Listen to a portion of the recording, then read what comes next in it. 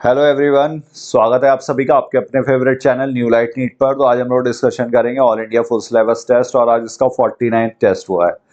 I hope आप लोगों का एग्जाम अच्छा हुआ होगा। तो आइए सेशन शुरू करते हैं। और ये सेशन है इस मिशन के तहत, अब पढ़ने का अधिकार सबको, डॉक्टर बनने का अधिकार भी सबको। और ये नॉवल मिशन है my mentor doctor SP Singh sir का। तो आइए इस मिशन की शुरुआत के लिए, इस मिशन की प्राप्ति के लिए अपना सेशन शुरू करते हैं हम लोग। तो असर्शन दिया हुआ है, असर्शन रीजन टाइप का क्वेश्चन है। 101st assertion is given the thorn and tendrils of bougainvillea and cucurbit represents homology. The thorn and tendrils are modification of a stem. तो यहाँ पर क्या है, ये thorn and tendrils बोगनविलिया में thorns and टेंडल्स किसमें, कुकरबिट्स में। ये दोनों किसके एग्जाम्पल है, होमोलॉगी। और होमोलॉगी क्या, डाइवर्जेंट एवोल्यूशन। तो थॉर्न एंड टेंडल्स होमोलॉगी क्यों है, क्योंकि ओरिजिन सेम होनी चाहिए। तो यहाँ पर सेम ओरिजिन क्यों, मॉडिफिकेशन है स्टेम का, दोनों एक्सिलरी बर्ड। तो असर्शन भी सही है, रीजन भी सही है और रीजन इसका करेक्ट एक्सप्लेनेशन भी है। तो 101st का करेक्ट आंसर होगा fourth. Now we move to next question. Assertion and reason in humans, male decides sex of progeny. In humans, male produces heterogametes. Male क्या करता है, ये डिसाइड करेगा सेक्स ऑफ प्रोजेनी। एंड क्यों, क्योंकि ये हेट्रोगैमेट्स प्रोड्यूस करेगा। तो सेक्स क्रोमोसोम्स यहाँ पर अलग अलग होंगे, एक्स और वाई।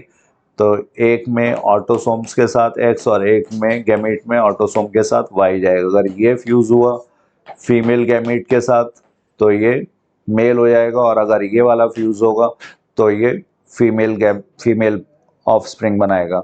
तो इस वजह से ही असर्शन भी सही दिया हुआ है, रीजन भी सही दिया हुआ है और इसका करेक्ट एक्सप्लेनेशन भी है। तो 102 का भी करेक्ट आंसर क्या होगा, fourth. Now we move to next question 103। A colour blind man has a colour blind sister and a normal brother, what is genotype of father and mother. तो colour blind man XCY, X linked recessive condition है ये। Colour blind sister है इसकी, इसकी sister कैसी है, colour blind. और and a normal brother, और इसका एक नॉर्मल ब्रदर भी है। इसका मतलब क्या हुआ है, यहाँ पर एक्स क्रोमोसोम इस ब्रदर के पास कहाँ से आया होगा, मदर के पास से। मदर के पास एक एक्स क्रोमोसोम नॉर्मल है, और चूंकि यहाँ पर सिस्टर इसकी कलर ब्लाइंड है, मतलब मदर के पास एक क्रोमोसोम अफेक्टेड भी होना चाहिए। और फादर का अगर जीनोटाइप देखा जाए तो फादर का XC, क्योंकि एक डॉटर अफेक्टेड है और डॉटर का एक्स क्रोमोसोम कहाँ से आएगा, फादर से ही। तो फादर का जीनोटाइप क्या होगा, XCY। तो फीमेल कैरियर हुई और फादर कैसा होगा, colour blind.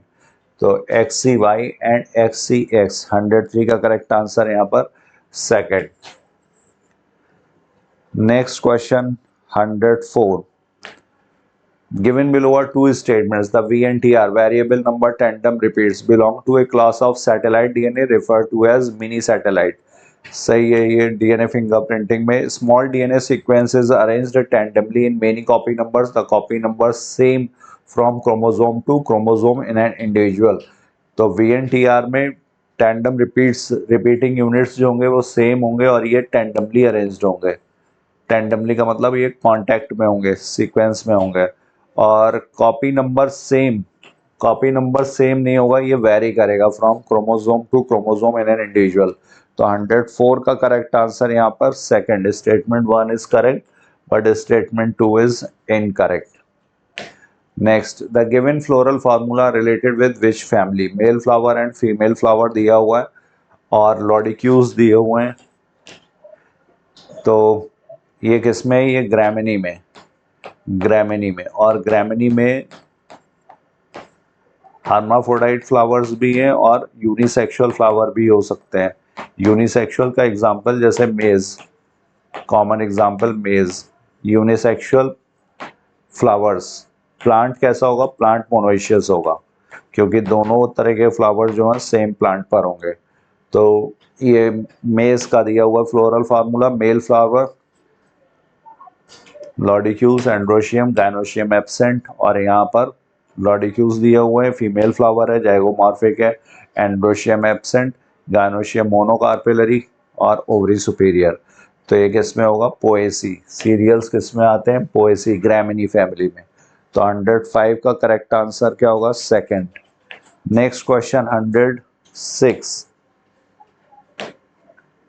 Given below are two statements. In red data book, the green pages are used for those species that were formerly endangered but have now recovered to a point where they are no longer threatened. सही है। Red data book was first issued in 66 by the IUCN Special Survival Commission as a guide for formulation, preservation and management of species listed. तो 106 का correct answer, both statement 1 and statement 2 are correct. Next, given below are two statements. A population growing in an habitat with limited resources show initially a lag phase. Limited resources हैं, lag phase, log phase, followed by phases of acceleration and then deceleration. Finally, an asymptote when the population density reaches the carrying capacity. Asymptote कब आएगा? जब ये carrying capacity के बराबर पहुंच जाएगी population density के। तो सही है ये। Is any species growing exponentially under unlimited resources condition can reach enormous population densities in short time. तो अगर अनलिमिटेड रिसोर्सेज हैं तो ग्रोथ शेप कैसा होगा? जे शेप, और ये वाला सिग्मॉइड शेप। तो यहाँ पर बोथ स्टेटमेंट सही है। 107 का correct answer fourth. Both statement 1 and statement 2 are correct. Next question. Allelic sequence variation has traditionally been described as a DNA polymorphism. Allelic variation. If more than one variant at a locus occurs in human population with a frequency greater than, तो frequency कितनी होनी चाहिए? More than 1% या 0.01। तो यहाँ पर correct answer होगा second. और polymorphism is the basis of DNA fingerprinting. Next, which cells of body is known as HIV factory. तो HIV फैक्ट्री कहाँ पर? मैक्रोफेजेस। मैक्रोफेजेस को इन्फेक्ट करेगा, में मल्टीप्लाई करेगा, तो macrophages are known as HIV factory. 109 is second. Next question 110। Which of the following is considered as a population. तो population क्या होगी? पॉपुलेशन सेम स्पीसीज के इंडिविजुअल्स की। रैट्स इन अबेंडेंट ड्वेलिंग और एसेक्सुअल रिप्रोडक्शन भी जिनमें होगा वो भी कंसिडर किए जाते हैं। तो bacteria in a culture plate, teak wood trees in a forest tract. तो यहाँ पर 110 का करेक्ट आंसर यहाँ पर fourth, all of these. Next question 111। Which one of the following is the incorrect match. यहाँ पर इनकरेक्ट मैच आपको बताना है। क्लिनिकल ट्रायल्स, अगर ड्रग्स वगैरह हैं तो डाउन स्ट्रीम प्रोसेसिंग में आएगा। प्यूरिफिकेशन डाउन स्ट्रीम प्रोसेसिंग में। ट्रांसलेशन के थ्रू प्रोटीन बनती है, प्रोडक्ट बनता है, तो translation is not part of down stream processing. Bioreactor agitator system है, सही है। लार्ज वेसल्स हैं जो कल्चर के लिए लार्ज क्वांटिटी में प्रिपरेशन के लिए यूज किए जाते हैं। तो 111 का करेक्ट आंसर क्या होगा? Third. Next, how many matchings are correct? Rosie cow, extinct animal, गलत है ये। Vaccine safety, transgenic mice, gene therapy ADA deficiency में, और gene therapy correction of gene defect. तो करेक्ट पूछे गए यहाँ पर, तो BCD करेक्ट है। तो 112 का करेक्ट आंसर यहाँ पर first.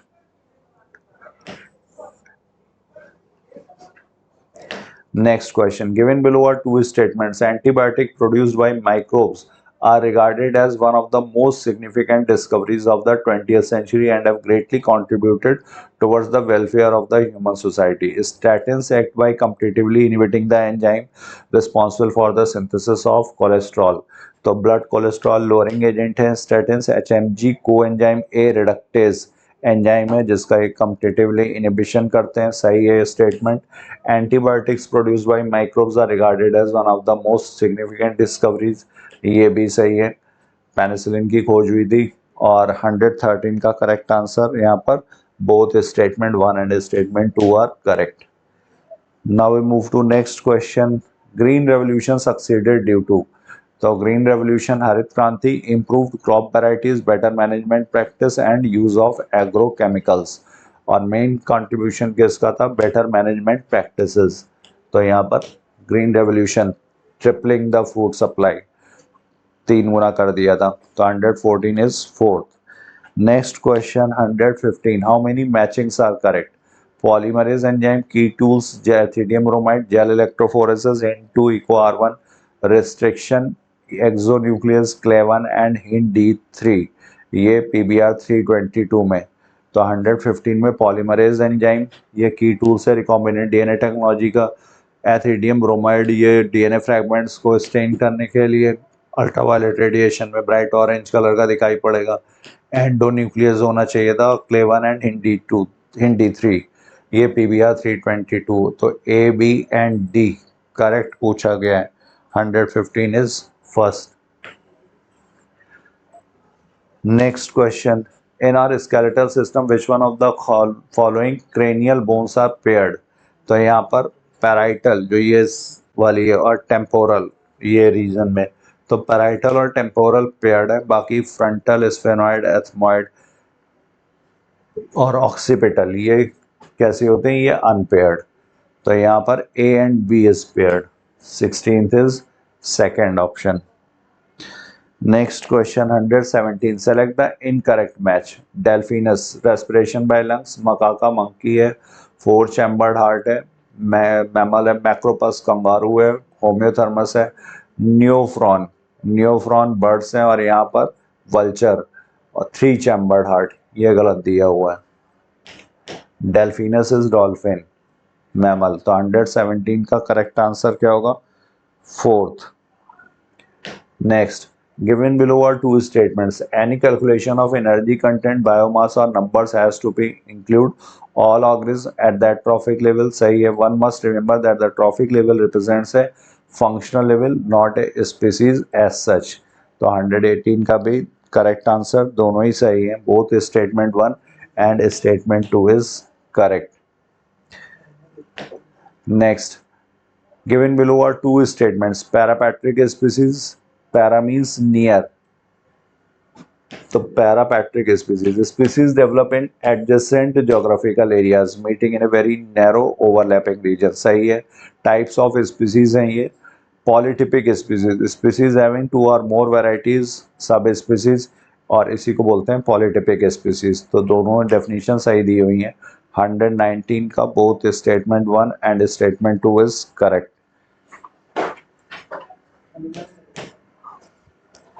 Next question, select the incorrect match for fruit and their family. तो मालवेसी कार्सेरुलस या कैप्सूल है मेनली मालवेसी में, सिप्सेला कंपोजिटी, कैरियोप्सिस, पोएसी में सिलिक्यूला नहीं है, पोएसी में कैरियोप्सिस, एंड सिलिकुआ या सिलिक्यूला ये क्रूसीफेरी का है। तो यहाँ पर third is incorrect. Next, what is meaning of T in TI plasmid? तो टी यहाँ पर क्या हुआ, थायराइड, टेम्परेचर, थाइमस, तो ये tumour inducing plasmid. Tumour agrobacterium tumefaciens में ये प्रेजेंट है। एग्रोबैक्टीरियम ट्यूमिफेशियंस ये प्लांट्स में वेक्टर जीन को ट्रांसफर करने के लिए यूज किया जाएगा। डिसार्म्ड पैथोजन वेक्टर का एग्जाम्पल है। तो 121 का करेक्ट आंसर यहाँ पर fourth. Next, select the incorrect match. Mullerian, बेट्सियन ये टाइप ऑफ मिमिक्रीज हैं। मिमिक्री जिसमें कॉपी करेगा, और speciation origin of new species, formation of new species के लिए टर्म यूज किया जाता है स्पीसिएशन। बायोलॉजिकल स्पीसीज कॉन्सेप्ट, सबसे पहले currently accepted definition of biological species ये अर्नस्ट मेयर ने दी थी। तो इनकरेक्ट मैच पूछा गया, तो 122 का इनकरेक्ट मैच होगा यहाँ पर fourth. Next, restriction enzyme belong to a larger class of enzymes called nucleases. Correct, nucleases में एंडोन्यूक्लियस और एक्सोन्यूक्लियस दो कैटेगरी हैं।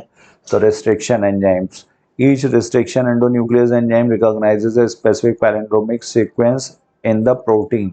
तो ये प्रोटीन में नहीं, ये कहाँ पर होगी, ये DNA में। तो 123 statement 1 is correct but statement 2 is incorrect. तो 123 का करेक्ट आंसर यहाँ पर सेकेंड।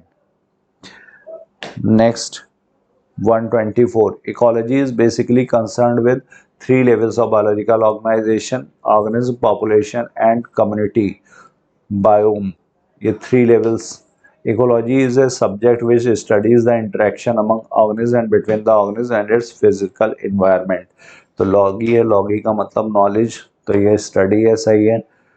और 124 statement 1 is incorrect but statement 2 is correct. 124 is third. यहाँ पर 4 levels होना चाहिए था. Next, given below are 2 statements. An ecosystem can be visualized as a functional unit of nature where living organisms interact among themselves and also with the surrounding physical environment.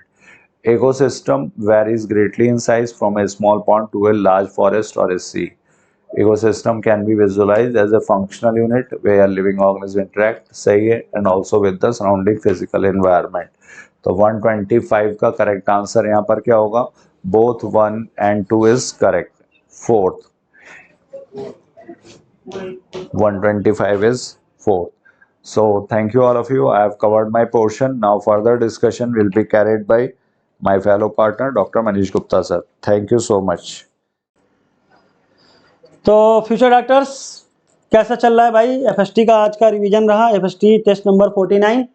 बच्चों आप लोग अच्छे से कर रहे होंगे. सैलेंसर ने करा दिया 101 to 125. अब आगे का डिस्कशन कराएंगे हम, उसके बाद कराएंगे संगम सर, उसके बाद कराएंगे आपका अलीश सर.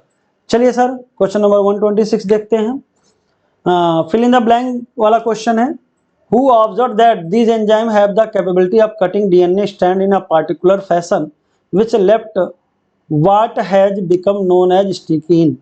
तो बेटा आपको याद होना चाहिए बोयर, हर्बर्ट बोयर और स्टैनले कोहेन. तो बोयर साहब किसके लिए थे बताइए? तो आपको मालूम होगा कि बोयर साहब किसके लिए थे? Cutting of restriction endonuclease. Stanley Cohen plasmid के लिए थे, small ringlet of DNA.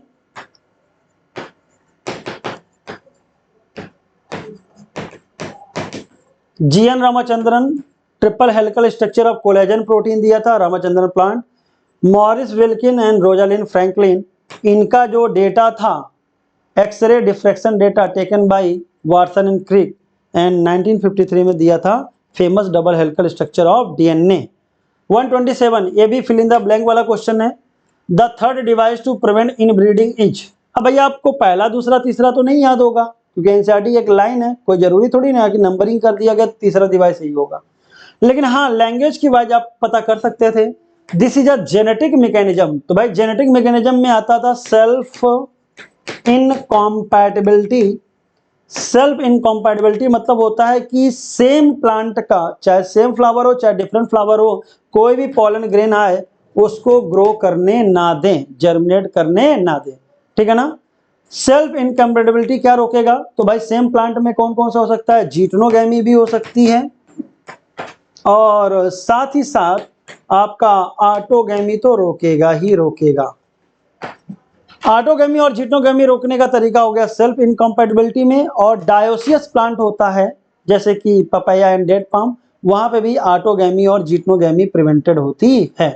Double fertilisation 89 ने डिस्कवर किया था. ट्रिपल फ्यूजन और सिनगैमी उसके दो की इवेंट थे. एंजियोस्पर्म का यूनिक फीचर होता है. Which statement is incorrect in recombinant DNA technology. Recombinant DNA technology के बारे में कौन सी बात गलत है? Different restriction enzyme are used, one for vector and other for foreign DNA. यही तो गलत हो गया. कहते हैं वेक्टर और फॉरेन डीएनए को कट करने के लिए सेम टाइप का रेस्ट्रिक्शन इंडो न्यूक्लियस यूज करो जिससे आपका सेम टाइप का स्टिकी इंड बने. तो पहला ही गलत हो गया. और सर मैंने हमेशा बताया है कि अगर पहला आंसर मिल आता है क्योंकि इनकरेक्ट पूछा है तो आपको दूसरा तीसरा चौथा नहीं पढ़ना चाहिए. बस एक बात ध्यान में रखनी चाहिए, ऑल या बोथ जैसा ऑप्शन ना हो. तो भाई ये सही हो जाता है. सेम यूज किया जाता है वेक्टर और फॉरेन के लिए. वेक्टर डीएनए अगर फॉरेन रिकॉम्बिनेंट डीएनए रखा हुआ है तो ट्रांसफॉर्म करेगा होस्ट सेल का.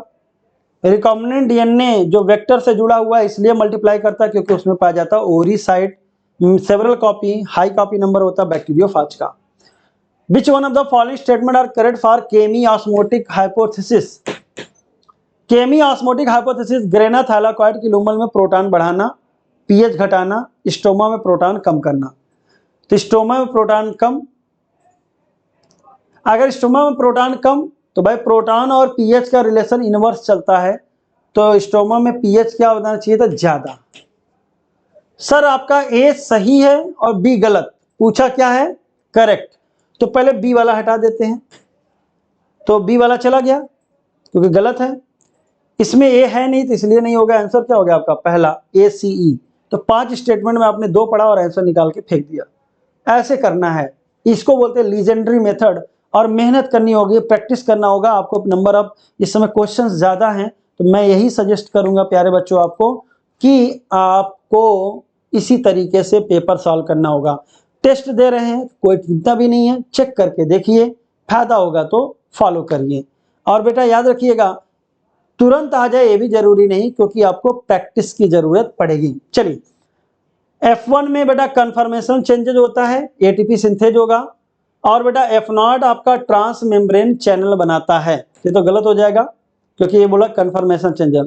और फैसिलिटेटेड मतलब कोई अगर चीजों को किसी के जरिए एंट्री कराया जाता है तो उसको बोलते हैं फैसिलिटेटेड डिफ्यूजन। पैसिव होगा, हाई टू लो कंसंट्रेशन होगा। ACE क्या हो गया सही।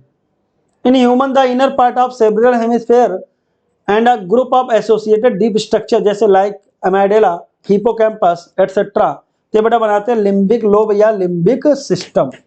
मेजर पार्ट ऑफ कॉर्टेक्स क्या होता है, एसोसिएशन एरिया, जो ना तो सेंसरी होता है ना तो मोटर होता है। लिम्बिक लोब या लिम्बिक सिस्टम में हाइपोथैलेमस भी आ सकता है, ध्यान रखना। और इसका फंक्शन पूछा जा सकता है, तो फंक्शन में जो एक्साइटमेंट, प्लीजर, रेज और साथ ही साथ लिबिडो, सेक्सुअल बिहेवियर होता है, उसको मेंटेन करता है। Which of the following are the correct match.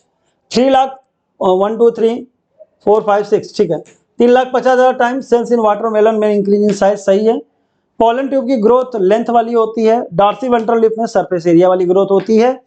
अगर आपका फाइनल माइनस इनिशियल हो गया, मतलब इनिशियल साइज और फाइनल साइज, उसको फाइनल से इनिशियल घटा दो तो टोटल यानी एब्सोल्यूट इंक्रीज आएगा। और बेटा अगर अपान इनिशियल कर दोगे तो रिलेटिव आ जाएगा। एक होता है एब्सोल्यूट ग्रोथ रेट और एक होता है रिलेटिव ग्रोथ रेट। तो ये चारों बातें सही होती हैं। Which one of the following statement are correct regarding reaction centre. तो बेटा रिएक्शन सेंटर PS2 और PS1 पाया जाता है। सिंगल क्लोरोफिल ए का मॉलिक्यूल चीफ रिएक्शन सेंटर की तरह बिहेव करता है। Reaction centre is single chlorophyll A molecule. PS2 में उसका मेजर पीक होता है 680 नैनोमीटर और PS1 में होता है 700 nanometre. The reaction centre is different in both system, बहुत सही बात है। Reaction centre is form by accessory pigment, नहीं भाई, एसेसरी पिगमेंट एंटीना मॉलिक्यूल होते हैं, वो रिसीव करेंगे और रिएक्शन सेंटर को भेज देंगे। Each ovary bears one or more ovule attach to filament flattened cushion like structure. तो भैया आपके ओवरी के अंदर जो ओव्यूल होते हैं वो फ्यूनिकल के जरिए कुशन लाइक स्ट्रक्चर प्लेसेंटा से जुड़े होते हैं। और ये जिस स्ट्रक्चर से जुड़े होते हैं, अगर ये मार्जिन पे पाया जाता है तो मार्जिनल प्लेसेंटेशन, सेप्टा के सेंटर पे पाया जाए तो एक्साइल, सेंटर पे है लेकिन सेप्टा नहीं है तो free central, inner wall of the ovary हो तो पैराइटल, बेस पे पाया जाए तो basal. Which of the following statement is incorrect, इनमें से कौन सा स्टेटमेंट गलत है। Parenchyma help in photosynthesis, storage and secretion, सही बात है। कॉलनकाइमा यंग स्टेज में मैकेनिकल सपोर्ट देगा, साथ ही साथ फोटोसिंथेसिस भी कर सकता है। और स्क्लेरेनकाइमा बेटा आपका मेन मैकेनिकल टिश्यू होता है। Thick and lignified cell wall in sclerenchyma, सही बात है, 2 फॉर्म में होगा, sclereid and fibres. Outer wall of guard cell are thick, outer thin होता है, इनर थिक होता है, याद रखिएगा। डंबल शेप्ड होता है मोनोकाट ग्रासेस में और बीड शेप्ड होता है डाइकॉट में। रूट हेयर यूनिसेलर होते हैं और स्टेम हेयर ट्राइकोम्स मल्टीसेलर होते हैं। Select the correct option for the given diagram. Metaphase 1, anaphase 1, prophase 1, anaphase 2। पहली बात तो बेटा सेपरेशन जब होता है तो एनाफेज नहीं होता, ये तो गया। अब बेटा मेटाफेज होने का मतलब इक्वेटर पे आना, तो ये भी चला गया, तो अपने आप क्या बन गया प्रोफेज 1। यहाँ पे क्या हो रहा है, क्रॉसिंग ओवर होने की संभावना हो रही है, तो आंसर हो जाएगा बेटा आपका 135 का second, third, prophase 1। What is the role of pili in the bacteria. तो बैक्टीरिया में सरफेस स्ट्रक्चर में फ्लैजेला होते हैं, पिलाई होते हैं और फिम्बरी होते हैं। फ्लैजेला मोटिलिटी का रोल करता है, पिलाई transfer of genetic material conjugation tube बनाता है और फिम्बरी सरफेस पे अटैचमेंट कराता है। तो ट्रांसफर ऑफ जेनेटिक मटेरियल या बोल सकते हैं आपका कंजुगेशन ट्यूब। फिम्बरी शब्द बेटा होता है सरफेस से अटैचमेंट करता है, फिंगर लाइक प्रोजेक्शन होता है बहुत ज्यादा। ऐसे ही आपका जब देखा होगा फैलोपियन ट्यूब की बात करते हैं तो फैलोपियन ट्यूब का जो इनफंडिबुलम होता है उसमें भी फिंगर लाइक प्रोजेक्शन पाए जाते हैं। जो ओवा को कैच करता है उसको भी बोलते हैं फिम्बरी। एसर्शन और रीजन का क्वेश्चन है। Stilt roots are a type of adventitious root. तो बेटा स्टिल्ट रूट का डेफिनेशन होना चाहिए लोअर नोड के ऑब्लिक निकले। जैसे मान लीजिए मेज है, तो मेज में नीचे फाइबरस रूट होगी नो डाउट, लेकिन ये आपका एडिशनल हो, मॉडिफाइड हो, तो कैसा वर्ड बनेगा? लोअर नोड के कहां से निकले बेटा? ऑब्लिक निकले, सपोर्ट दे, ये पाया जाता है एडवेंटिशियस, क्योंकि भाई अदर देन रेडकिल क्या होता है? एडवेंटिशियस मेज में पाया जाएगा, शुगर केन में पाया जाएगा। Stilt root form by the direct elongation of radicle नहीं भाई, अगर रेडकिल के इलोंगेशन से बनता है तो कौन होता है बेटा? Tap root. रेडकिल के इलोंगेशन से तो बना, लेकिन प्राइमरी रूट खत्म हो गई, बेस ऑफ स्टेम से आ गया तो फाइब्रस रूट, ये याद होना चाहिए। तो पहला सही, दूसरा गलत, आंसर हो जाएगा second. Which one of the following hormone though synthesized elsewhere is stored and released by the master gland? तो पिट्यूटरी में आपको पता होगा पार्थ नर्वोसा यानी न्यूरोहाइपोफाइसिस, आपका पोस्टीरियर पिट्यूटरी, वहां पे दो हार्मोन निकलते हैं, ऑक्सीटोसिन एंड एडीएच। एडीएच का दूसरा नाम होता है बेटा वैसोप्रेसिन। ये एक्चुअली बनाए जाते हैं बेटा कहाँ पे? हाइपोथैलेमस में, और न्यूक्लियाई के एक्सोनल एंड यानी न्यूरो सेक्रेटरी न्यूरॉन्स के एक्सोनल एंड के जरिए सेक्रेट कर दिए जाते हैं। मिलानोसाइड स्टिमुलेटिंग निकलता है pars intermedia. Recombinase enzyme recombination कराएगा और ये क्रॉसिंग ओवर वाले स्टेज में होगा, सी से क्रॉसिंग ओवर, सी से पैकेटिंग। तो इसका मतलब बेटा आपका हो जाएगा कि पैकेटिंग में आएगा। लेकिन मैंने याद करो, मैंने बोला है कि कभी भी आप पहले को आंसर नहीं मानेंगे, प्रो बनना है ना, प्रो बनिए, लेकिन ऐसा प्रो ना बन जाइए कि गुड़ गोबर कर दीजिए सब। कैसे? देखिए जरा, मैंने बोला कि पहला आंसर मिल गया, लेकिन आप बशर्ते तभी आगे बढ़ोगे, मतलब दूसरा तीसरा नहीं पढ़ोगे जब नीचे कोई बोथ या आल ना दिया। देखिए आपका चौथा ऑप्शन आल है, तो आपको दूसरा तीसरा पढ़ना पड़ेगा। ये जो सिली मिस्टेक वाले बच्चे हैं उनके लिए मेरा ये सबक है, सीखिए इसको। तो आप प्रोफेज 1 में ही तो आता है पैकेटिंग, और किसका पार्ट होता है? मियोसिस 1। Answer is 4। तो बताइए, अब मुझे लग रहा है कि आपको सिली मिस्टेक्स की एक संभावना खत्म हो गई। सर जल्दी जल्दी में दूसरा तीसरा देखबे नहीं किए। सर हर ऑप्शन में जिसमें भी अगर आपको इतना देखते ही समझ में आ जाता कि कहीं ना कहीं ऑल या बोथ है, तो आपको सब पढ़ना पड़ेगा। What is similar meaning words for depolarization? Sir depolarization मतलब कि इनफ्लक्स ऑफ सोडियम आयन, और क्या हो जाएगा? अंदर हो जाएगा पॉजिटिव, बाहर हो जाएगा निगेटिव, प्लस 45 होगा एक्शन पोटेंशियल, और इसी को कहते हैं काम होना यानी कॉन्ट्रैक्शन या सिस्टोल।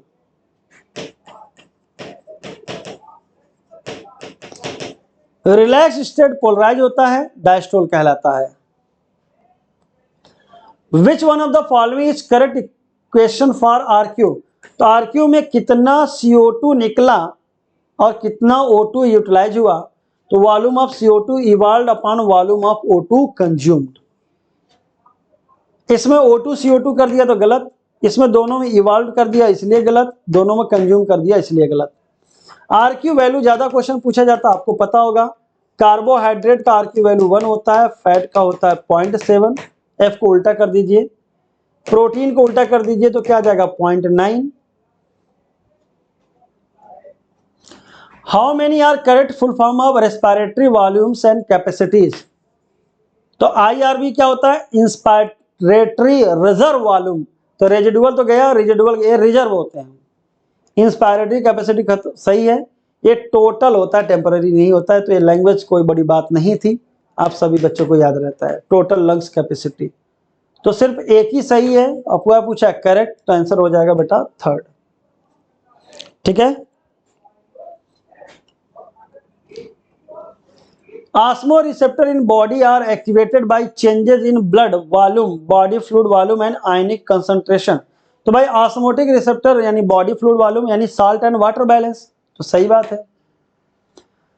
अगर बॉडी फ्लूइड वॉल्यूम का एक्सेसिव लॉस हो जाएगा, तो आप वाटर का लॉस होने का मतलब आपको लॉस रोकने के लिए सबसे पहले यूरिन को कम करना पड़ेगा, यानी यूरिन ज्यादा होना, डाइल्यूटेड होना, डायूरेसिस, उसके अगेंस्ट क्या होगा? एंटी डायूरेटिक हार्मोन का नाम होगा ADH।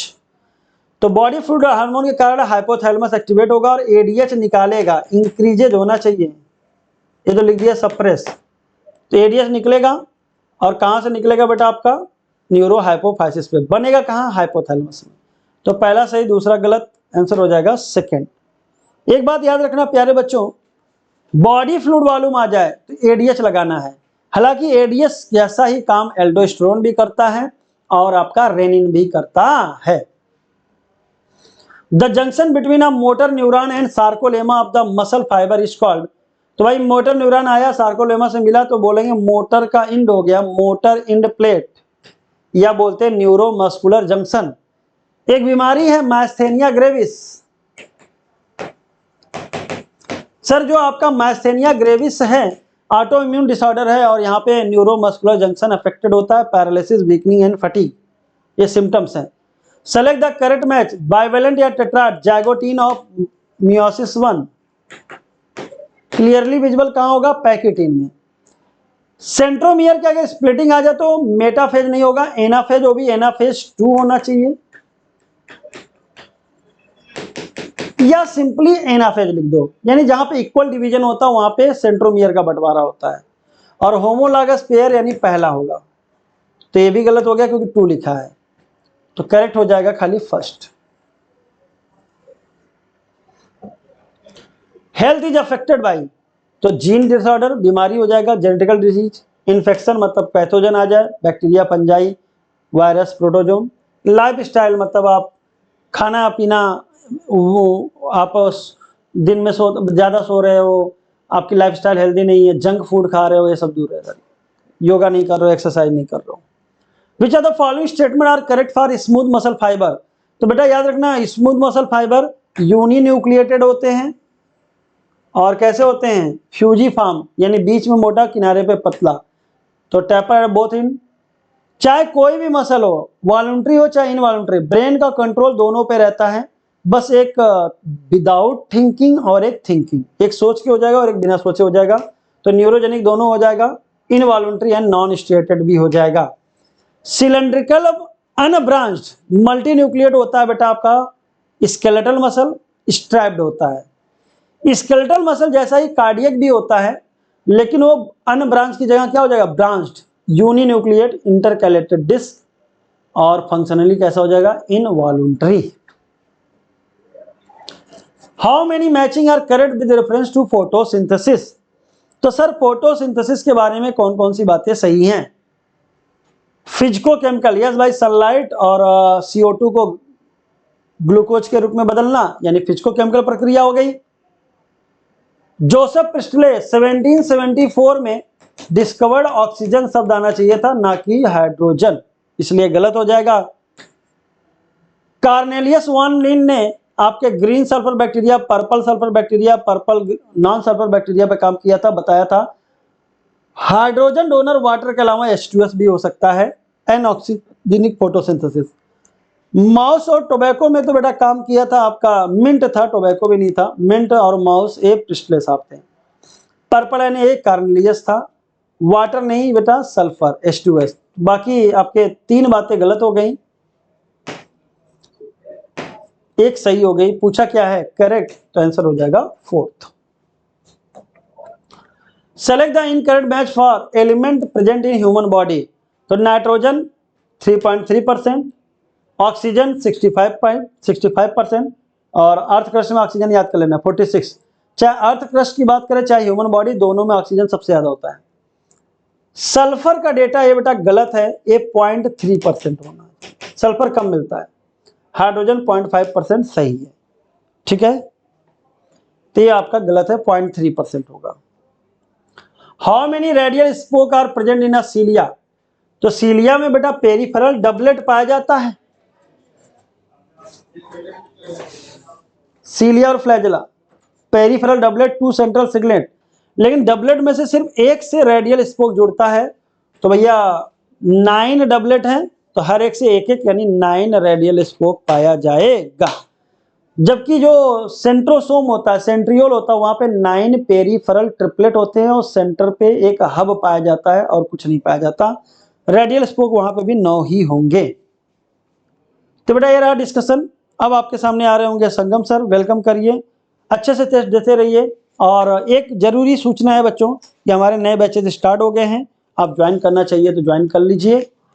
साथ ही साथ प्यारे बच्चों ऐसा नहीं है कि सिर्फ नीट लेवल, आप फाउंडेशन मतलब 11-12 में भी एडमिशन ले सकते हैं, साथ ही साथ प्री फाउंडेशन 9-10 में भी ले सकते हैं। Thank you so much. Good evening बच्चों। तो बेटा अब हम लोग चलते हैं 151 की ओर और मिशन को आगे बढ़ाया जाए। तो देखें जरा 151, FAD act as a electron acceptor in between. बेटा FAD इलेक्ट्रॉन एक्सेप्टर है, किसके बीच में काम करता है? तो बेटा अगर हम लोग FAD की बात करें तो FAD से मुलाकात हमारी क्रेब्स साइकिल में हुई, और क्रेब्स साइकिल में भी हम लोगों ने जब देखा कि बेटा याद आ जाए कि जब सक्सीनिक एसिड फ्यूमेरिक एसिड में बदलता है तो हमें FADH2 बनता दिखाई पड़ता है। NCERT में क्योंकि शॉर्ट साइकिल दी गई है इसलिए मुलाकात फ्यूमेरिक एसिड से नहीं होगी। NCERT कहती है कि जब सक्सीनिक एसिड से मेलिक एसिड बनता है तब FADH2 बनता है, जबकि इसके बीच में बहुत से इंटरमीडिएट स्टेप बनते हैं। अब यह भी मालूम है कि यह FADH2 जब ETS में जाता है तो एक FADH2 से 2 ATP बनते हैं, क्योंकि 2 FADH2 बनते हैं इसलिए 4 ATP FADH2 से बनते हैं। तो ये फ्यूमेरिक और मेलिक एसिड के बीच का कॉम्बिनेशन नहीं, मेलिक और ऑक्सैलिक एसिड के बीच का नहीं, सिट्रिक और आइसोसिट्रिक एसिड के बीच का नहीं। It is a case of succinic acid to fumaric acid. तो 151 correct option is option second. Next देखें, how many are correct full form of the word? इनमें से कितने करेक्ट फुल फॉर्म है? तो फुल फॉर्म को देखें, RTI, इसे रिप्रोडक्टिव ट्रैक इन्फेक्शन भी कहते हैं, इसे वेनरल डिसीज भी कहते हैं, इसे STI भी कहा जाता है। तो first is true, IUI intrauterine insemination, yes IUI intrauterine insemination कहलाता है। IUT is a intrauterine technology, ये भैया इंट्रायूट्राइन टेक्नोलॉजी नहीं है, इंट्रायूट्राइन ट्रांसफर होता है, ट्रांसफर है। तो इनकरेक्ट मैच तो हो गया अपने पास अभी तक C, IMR infant mortality rate कहलाता है। तो इन्फेंट मोर्टेलिटी रेट हो गया ट्रू, तो अपने पास 1 2 3 ट्रू हो गए और 1 हो गया false. So correct option is option second. चले नेक्स्ट क्वेश्चन की ओर और 153 की बात करी जाए। और 153 की जब हम लोग बात करते हैं, a single leaf base arise from the each node and a pair of the leaf arise from each node, more than 2 leaves around node and form holes, a pair of holes। चलो भाई, अगर stem पाया जाए, node internode पाए जाए, हर node से एक ही leaf निकले, तो ऐसे अरेंजमेंट को हम लोगों ने अल्टरनेट फिलोटैक्सी कहा था, अल्टरनेट फिलोटैक्सी कहा था। अब बच्चा अगर अल्टरनेट फिलोटैक्सी की बात करें, अल्टरनेट फिलोटैक्सी की बात करें तो ये मस्टर्ड चाइना रोज में देखने को मिलता है। तो फर्स्ट स्टेटमेंट हो गया correct. A pair of leaf arise at each node. अब बेटा अगर एक हर नोड से पेयर ऑफ लीफ निकलता है, पेयर ऑफ लीफ निकलता है, तो इसे कहते हैं अपोजिट फिलोटैक्सी, अपोजिट फिलोटैक्सी। और बेटा अपोजिट फिलोटैक्सी सनफ्लावर में देखने को नहीं मिलती, तो MCS mustard China rose sunflower में अल्टरनेट फिलोटैक्सी देखने को मिलती। और बेटा जो अपोजिट फिलोटैक्सी होती है ये सनफ्लावर में देखने को नहीं मिलती, ये कैलोट्रोपिस में देखने को मिलती। More than 2 leaves are arise from the node and form whorl. अब अगर नोड इंटर नोड पाए जाएं और हर नोड से रिंग ऑफ लीव्स लगे या होल बनाए, इंसर्किल्ड बनाए, इसे होल फिलोटैक्सी कहेंगे। होल फिलोटैक्सी मस्टर्ड में नहीं मिलती, ये मिलती है बेटा एल्स्टोनिया में और मिलती है नीरियम में, नीरियम में। A pair of leaves arise from each node, अगर ईच नोड से पेयर निकलता है तो इसे अपोजिट फिलोटैक्सी कहेंगे। और बेटा अपोजिट फिलोटैक्सी एल्स्टोनिया में नहीं मिलती, अपोजिट फिलोटैक्सी हमें देखने को मिलती है कैलोट्रोपिस जामुन और गुआवा। तो अपने पास करेक्ट मैच हो गया फर्स्ट, तो correct option 153 is option first. चले 154 की ओर। Given below the two statement, दो स्टेटमेंट दिए गए हैं और इन स्टेटमेंट पर जरा हम लोग फोकस करें। Statement first, pectoral girdle consist of two coxal bone. तो भैया दो काक्सल बोन से पेक्टोरल गर्डिल बनती है, ये बात हो गई गलत। बेटा काक्सल बोन से पेक्टोरल गर्डिल नहीं बनती, काक्सल बोन से बनती है पेल्विक गर्डिल। पेल्विक गर्डिल, और पेल्विक गर्डिल को हिप गर्डिल कहा जाता है, और हिप गर्डिल बनती है टू काक्सल बोन से, और टू काक्सल बोन फ्यूजन होती है। Coxal bone is a fusion of ilium ischium pubis. तो फर्स्ट स्टेटमेंट हो गया फॉल्स, और जो काक्सल बोन होती है it is 5 the fusion of 3 bone. कौन सी 3 bone? Ilium ischium and pubis. So second statement is true. So correct option 154 is first statement incorrect and second is correct. So correct option 154 is option fourth. How many pair of cranial nerves are present in frog? बेटा frog में कितनी cranial nerves मिलती हैं? Answer मिला frog में 10 pair of cranial nerves मिलती हैं। यहां ज्यादा दिमाग लगाने की जरूरत नहीं। Given below the two statement during the G2 phase, protein synthesis preparation for mitosis will cell growth continue. G2 phase में प्रोटीन की सिंथेसिस होती है जो और सेल ग्रोथ कंटिन्यू होती है। दिस स्टेटमेंट इज ट्रू और false. Interphase last less than 85% of duration. तो भैया G2 फेस में उन प्रोटीन्स की सिंथेसिस होती है जो स्पिंडल फाइबर बनाने के लिए जरूरी होते हैं। ट्रू। और बेटा क्योंकि नाम में जी लगा है इसे यहां पर साइटोप्लाज्मिक ग्रोथ भी देखने को मिलती है। तो फर्स्ट स्टेटमेंट हो गया true. The interface is last less than 85%। बेटा 85% की बात नहीं करी गई, 95% की बात करी गई। तो स्टेटमेंट सेकंड हो गया false, but first is true. तो first is correct, second is correct. So correct option is option second, option second. चले भाई नेक्स्ट क्वेश्चन की ओर। Cytotaxonomy is based on cytological information like. तो बेटा साइटोटैक्सोनॉमी साइटोलॉजिकल इंफॉर्मेशन पर based होती है, पर किसके साइटोलॉजिकल इंफॉर्मेशन पर बेस्ड होती है? Chromosome number, chromosome structure, chromosome behaviour. अच्छा भाई क्रोमोसोम नंबर पर फोकस करते हैं, और क्रोमोसोम नंबर अगर हमें 46 मिल गया तो हम जान जाएंगे now it is case of human being. Chromosome के स्ट्रक्चर पर बात करते हैं तो अगर सेंट्रोमेयर मिड हो, जस्ट अवे हो और टिप पर पाया जाए तो हम जान जाएंगे कि क्रोमोसोम मेटासेंट्रिक है, टीलोसेंट्रिक है, एक्रोसेंट्रिक है, सब मेटासेंट्रिक है। क्रोमोसोम के बिहेवियर पर फोकस करेंगे और बिहेवियर पता करेंगे बेटा ये ऑटोसोम है या सेक्स क्रोमोसोम है। तो इसलिए हम क्रोमोसोम के नंबर पर भी फोकस करेंगे, क्रोमोसोम के बिहेवियर पर भी फोकस करेंगे, क्रोमोसोम के स्ट्रक्चर पर भी फोकस करेंगे। इन पर फोकस करके हम क्या आइडेंटिफाई करेंगे वो दिमाग में भी रखना है, इसलिए क्रोमोसोम में चारों बातों पर फोकस करेंगे। 157 correct option is option fourth. Cloaca of female frog small medium chamber that used to pass to exterior. तो भैया हम लोगों ने पढ़ा था कि जो मेल फ्रॉग होता है, मेल फ्रॉग ये एनाटॉमिकल अटैचमेंट बनाता है किडनी के साथ, और इस मेल फ्रॉग में जो क्लोएका होता है बेटा ये स्पर्म को भी रिसीव करता है, ये डाइजेस्टिव वेस्ट को भी रिसीव करता है, और ये एक्सक्रीटरी वेस्ट को भी रिसीव करता है। तो मेल में क्लोएका तीनों चीजों को रिसीव करता, फीकल मैटर, यूरिन और स्पर्म। तो करेक्ट ऑप्शन 158 ऑप्शन फोर्थ। ये एनाटॉमिकल अटैचमेंट किडनी का टेस्टिस के साथ, मेल रिप्रोडक्टिव पार्ट्स के साथ मेल ही फ्रॉग में होता है, ओवरी किडनी के साथ इंटरनल एनाटॉमिकल सेटअप कांटेक्ट नहीं बनाती, इसलिए वहां चीजों को सेपरेट होने के लिए अलग अलग ट्रैक पाए जाते हैं।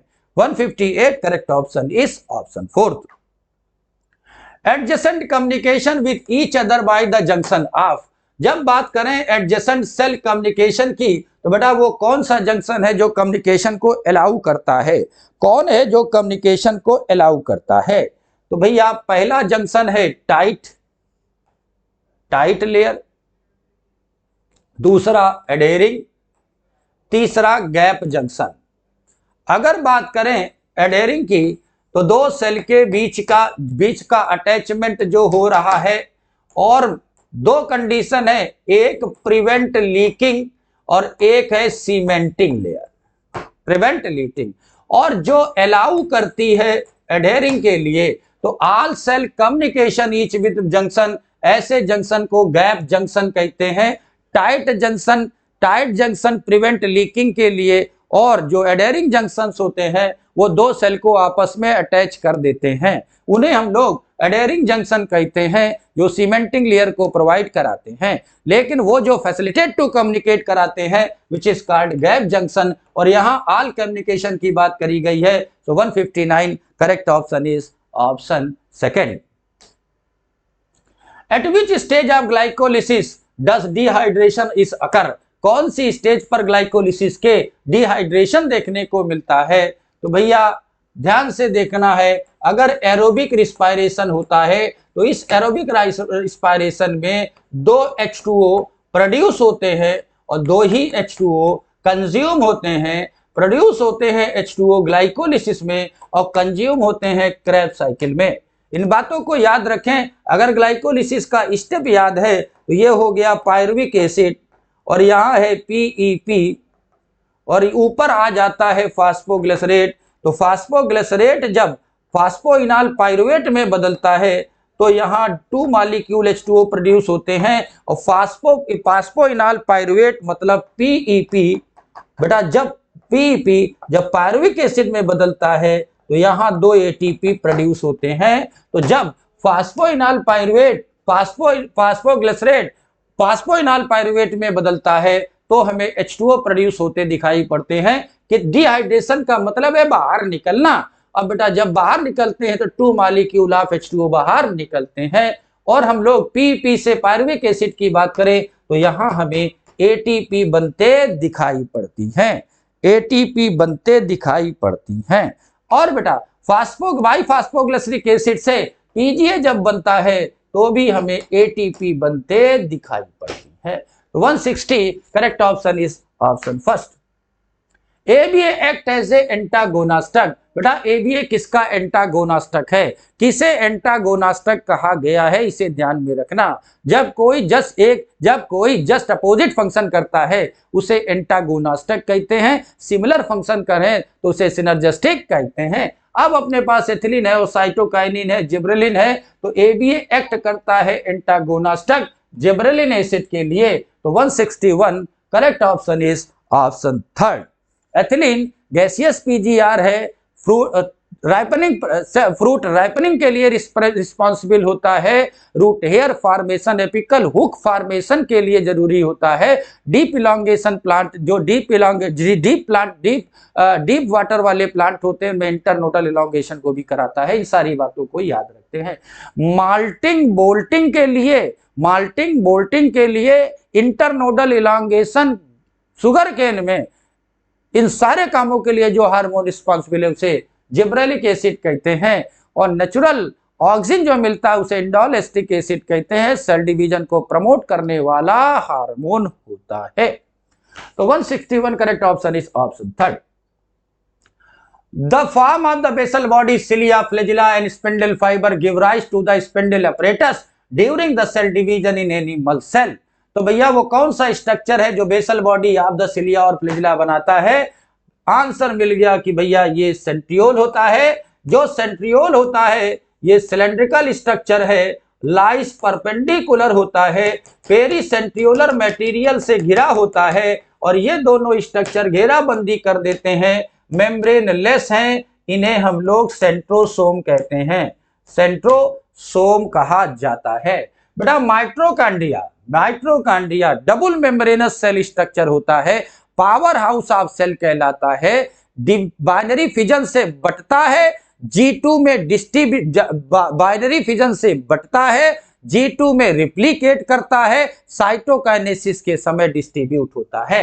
एल्यूरोप्लास्ट कलरलेस प्लास्टिड है, प्रोटीन को स्टोर कराने वाला प्लास्ट है। राइबोसोम मेम्ब्रेनलेस सेल ऑर्गेनेल है, जो प्रोकैरियोट यूकैरियोट दोनों में मिलता है। अगर प्रोकैरियोट में मिलता है तो 70s और यूकैरियोट में मिलता है तो 70-80s, दोनों यूकैरियोट में मिलते हैं। अगर साइटोप्लाज्म में मिलेगा तो 80s और अगर सेल ऑर्गेन में मिलेगा तो 70s कहलाएगा। तो 162 correct option is option second. Next 163, aspartic acid is a type of acidic amino acid. Aspartic acid number of amino group is greater than the number of carboxyl group.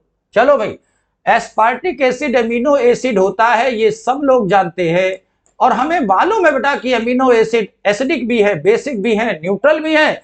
और जिस amino acid के नाम में ही acid लगा है, निश्चित तौर पर ये एसिडिक होगा। और हमें मालूम होना चाहिए बेटा एसिडिक अमीनो एसिड किनको कहा गया था। ऐसे अमीनो एसिड जिनमें COAH ग्रुप होता है मोर और NH2 ग्रुप होता है लेस, इन्हें हम लोग एसिडिक अमीनो एसिड कहते हैं। तो ग्लूटामिक एसिड और एस्पार्टिक एसिड, मतलब जो एसिडिक अमीनो एसिड है, इन्हें गा के तौर पर याद रखते हैं। ग्लूटामिक एसिड भी एसिडिक, एस्पार्टिक एसिड भी acidic.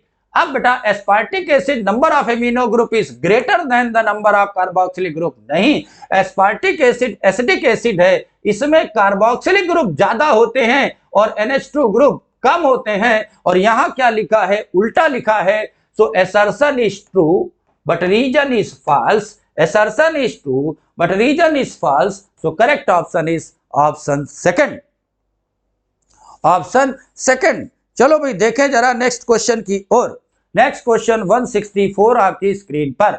Select the correct match, एक बार करेक्ट मैच को जरा सिलेक्ट करें। चले तो देखो भाई, ओबिलिया सीलेंटेटा का मेंबर है, मेटाजेनेसिस शो करता है, alternation of generation, polyp produce medusa, medusa produce polyp, polyp produce medusa asexually, medusa produce polyp sexually, सब याद है। और ये अल्टरनेशन जनरेशन ओबिलिया के साथ साथ फाइसेलिया भी शो करता है, याद रखना है।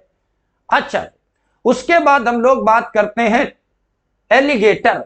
बेटा एलिगेटर रेप्टाइल्स का मेंबर है, ये टेट्रापोड होता है, टेट्रापोड होता है। और बॉम्बेक्स मोराई और लैसीफर में जरा ध्यान से देखें, बॉम्बेक्स मोराई और लैसीफर में अगर हम लोग ध्यान से देखें तो भैया मैचिंग देखो, ये दोनों के साथ जा सकता है। लैसीफर लैक्का भी आर्थ्रोपोडा में है और बॉम्बेक्स मोराई भी दोनों में है। ऊपर नीचे करें, ऑप्शन को देखना पड़ेगा। जरा पहली मैचिंग के अकॉर्डिंग अगर हम देखें तो B1, A1, B2, C4 and D3, तो भैया अपने पास मैचिंग मिल जाएगी ऑप्शन फर्स्ट। बाकी मैचिंग अपने अकॉर्डिंग नहीं, ये दोनों ऊपर नीचे जा सकते हैं पर ऐसी मैचिंग अपने पास है नहीं जिसमें। तो 164 correct option is option first.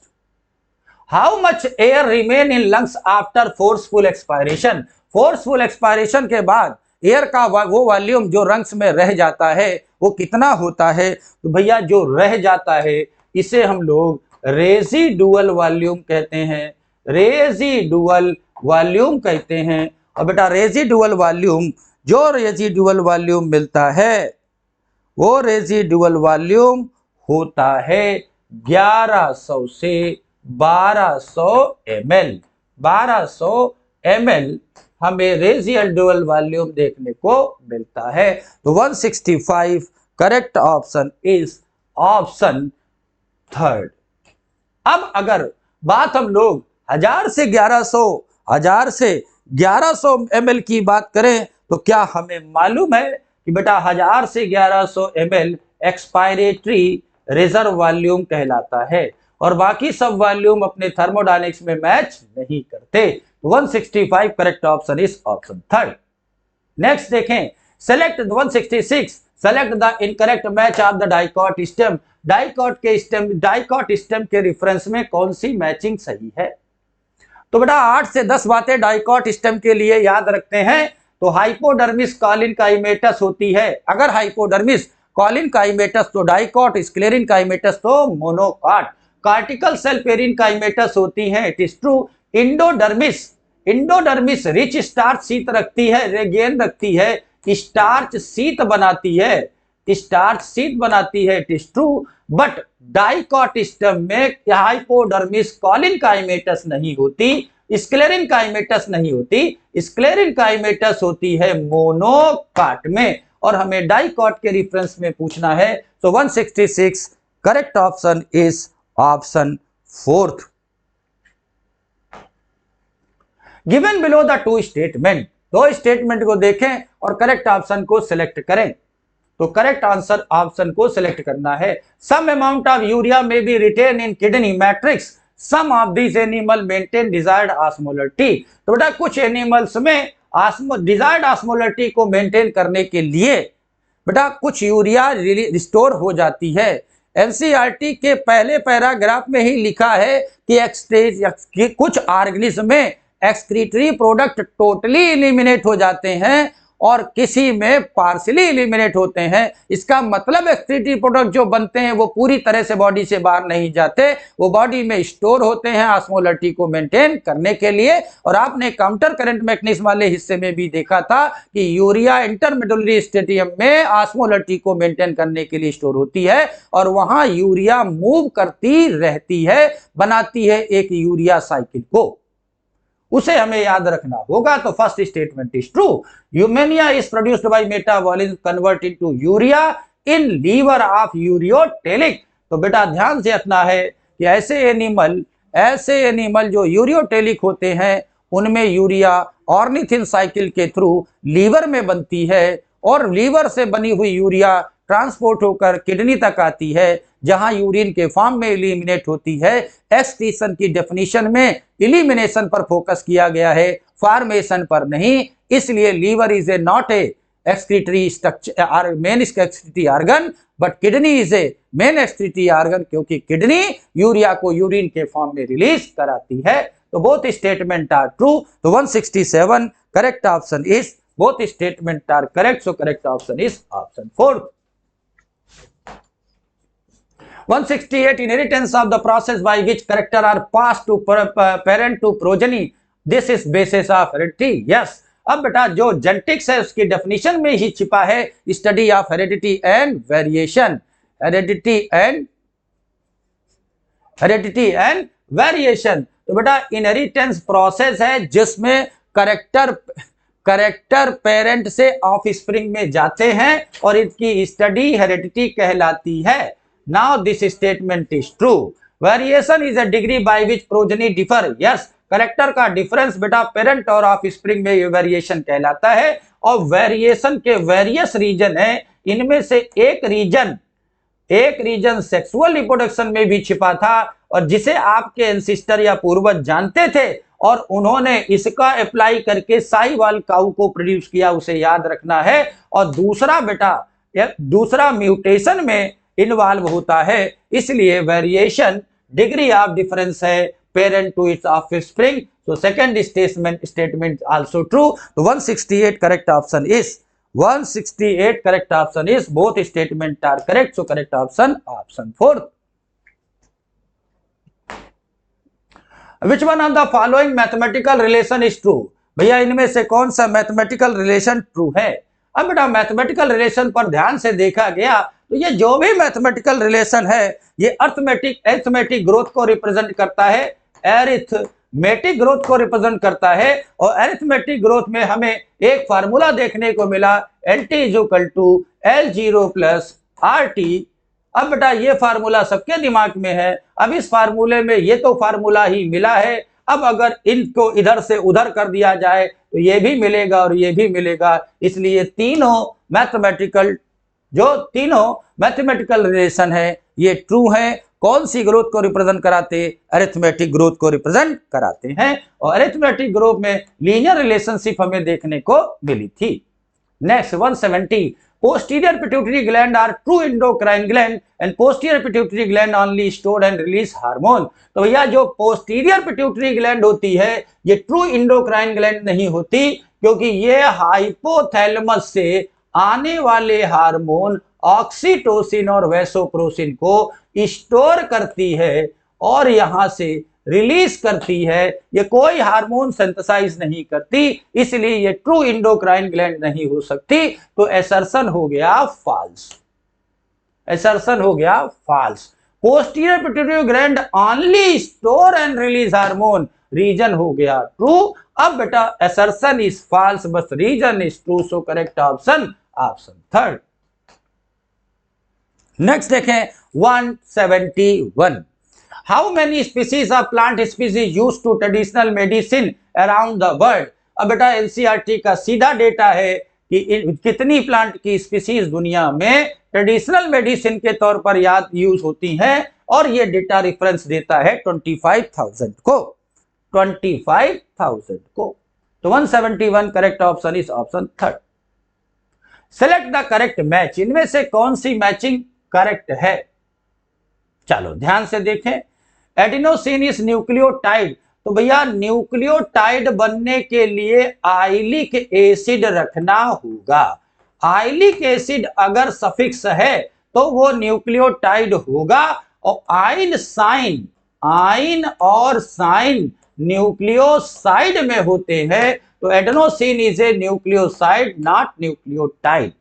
और अभी बताया आइन और साइन न्यूक्लियोटाइड नहीं होते, न्यूक्लियोसाइड होते हैं, तो ये भी हो गया न्यूक्लियोसाइड, ये भी हो गया nucleoside.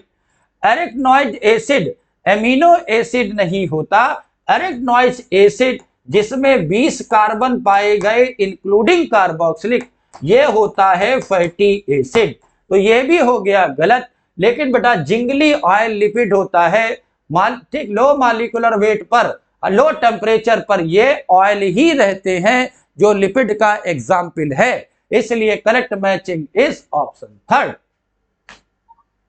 How many are correct statement given diagram, diagram को पहचाने और बेटा करेक्ट ऑप्शन को सिलेक्ट करें। अब डायग्राम पर फोकस किया गया, बेटा ये जो डायग्राम है ये एडिनो वायरस को रिप्रेजेंट करता है। अब एडिनो वायरस है तो ये इन्फेक्शियस होगा, और वायरस कनेक्टिंग लिंक है लिविंग और नॉन लिविंग की। अब बेटा अगर ये बैक्टीरिया वायरस है तो बेटा ये ऑब्लिगेट गठबंधन शो करता है, ऑब्लिगेट करता है। अगर ये होस्ट के साथ नहीं होगा तो लिविंग एक्टिविटी नहीं करेगा, और जो एडिनो वायरस है बेटा ये रिस्पायरेटरी प्रॉब्लम कॉज करता है, तो ये इन्फेक्शियस एजेंट है, कनेक्टिंग लिंक है, ऑब्लिगेट पैरासाइट है, रिस्पायरेटरी इंफेक्शन कॉज करता है। इसलिए चारों बातें इस पर्टिकुलर फिगर से मैच करती हैं, तो अपने पास करेक्ट ऑप्शन हो जाएगा ऑप्शन फर्स्ट। तो 173 correct option is option first. चले नेक्स्ट क्वेश्चन की ओर। 174, in the given below diagram brain which part is included fore brain, इनमें से कौन सा पार्ट फोर ब्रेन का पार्ट है। चले भाई, तो देखो भाई इस बी वाले को देखा तो ये कार्पस कोलेसम नजर आया, कार्पस कोलेसम नजर आया, और जो ए वाला है बेटा ये सेरिब्रम नजर आया, और सी वाले पर जब फोकस किया, तो ये हाइपोथैलेमस नजर आया, और डी वाले पर नजर दिया तो ये पॉन्स नजर आई। तो पॉन्स तो कहलाया था हाइंड ब्रेन का पार्ट था, लेकिन भैया हाइंड ब्रेन का पार्ट था। अब कॉर्पस कोलेसम दो सेरिब्रल हेमिस्फीयर को जोड़ने का काम फोर ब्रेन का पार्ट है, सेरिब्रम फोर ब्रेन का पार्ट है, हाइपोथैलेमस फोर ब्रेन का पार्ट है, तो अपने पास ए बी सी सब फोर ब्रेन का पार्ट मिल गए, तो correct option is 174 option second. और 175, select the correct statement for Psilotum, Polytrichum and Polysiphonia. तो सेलेक्ट करेक्ट स्टेटमेंट को किसके किसके रेफरेंस में देखना है बेटा, साइलोटम, पॉलीट्राइकम, ट्राइकम। अब देखो पॉलीसाइफोनिया ये रेड एल्गी है, पॉलीट्राइकम मॉस है, और साइलोटम फर्न है। अब बेटा एल्गी, टेरिडोफाइट और ब्रायोफाइट के रेफरेंस में हमें बात करनी पड़ेगी।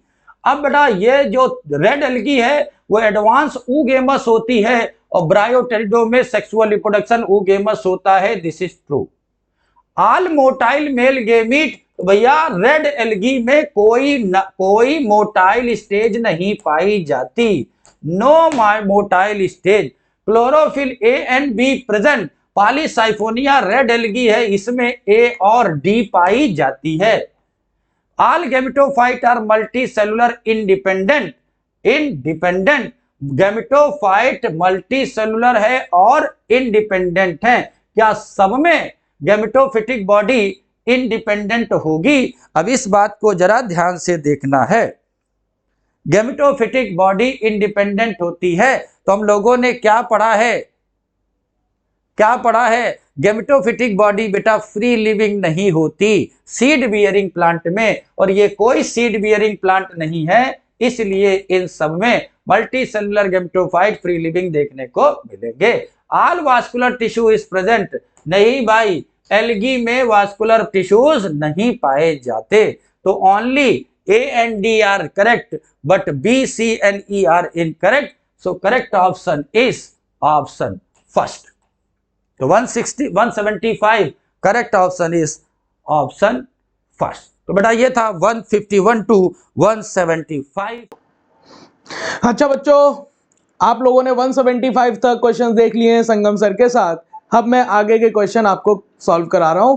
क्वेश्चन नंबर 176 लिखा हुआ है व्हाट इज कोक्कस, विब्रियम और बैसिलस। ये आपको पता है ना कि आप शेप के बिहाफ पर बैक्टीरिया को 4 ग्रुप में बांटा गया था। कोक्कस मतलब स्फेरिकल शेप, कोक्कस मतलब स्फेरिकल शेप को हमने क्या बोला था? कोक्कस बोला था, है ना। उसके अलावा अगर मैं आपसे कहूं कि विब्रियम, कॉमा शेप को विब्रियम बोला गया, कॉमा शेप को क्या बोला गया? विब्रियम। और बैसिलस कैसा शेप का था? एलोंगेटेड शेप का, एलोंगेटेड शेप को हम क्या कह रहे हैं? बैसिलस। तो ये टाइप ऑफ आर्की बैक्टीरिया, ये टाइप ऑफ आर्की बैक्टीरिया नहीं है बेटा, ये टाइप ऑफ साइनोबैक्टीरिया भी नहीं है, ये shape of the bacteria, type of shape of bacteria के बिहाफ पर हम लोगों ने इसे स्फेरिकल, कोक्कस मतलब स्फेरिकल, विब्रियम, बैसिलस और स्पाइरलम में बांटा हुआ था। स्पाइरल शेप बैक्टीरिया को स्पाइरलम भी कहते हैं। ठीक है बेटा, आगे चलते हैं हम लोग अगले क्वेश्चन पर। अगला क्वेश्चन है 177, लिखा हुआ है select the incorrect match. Incorrect match निकालना है। सबसे पहले जो दिया हुआ है mad cow disease in cattle, prions. Prions के बारे में कौन नहीं जानता?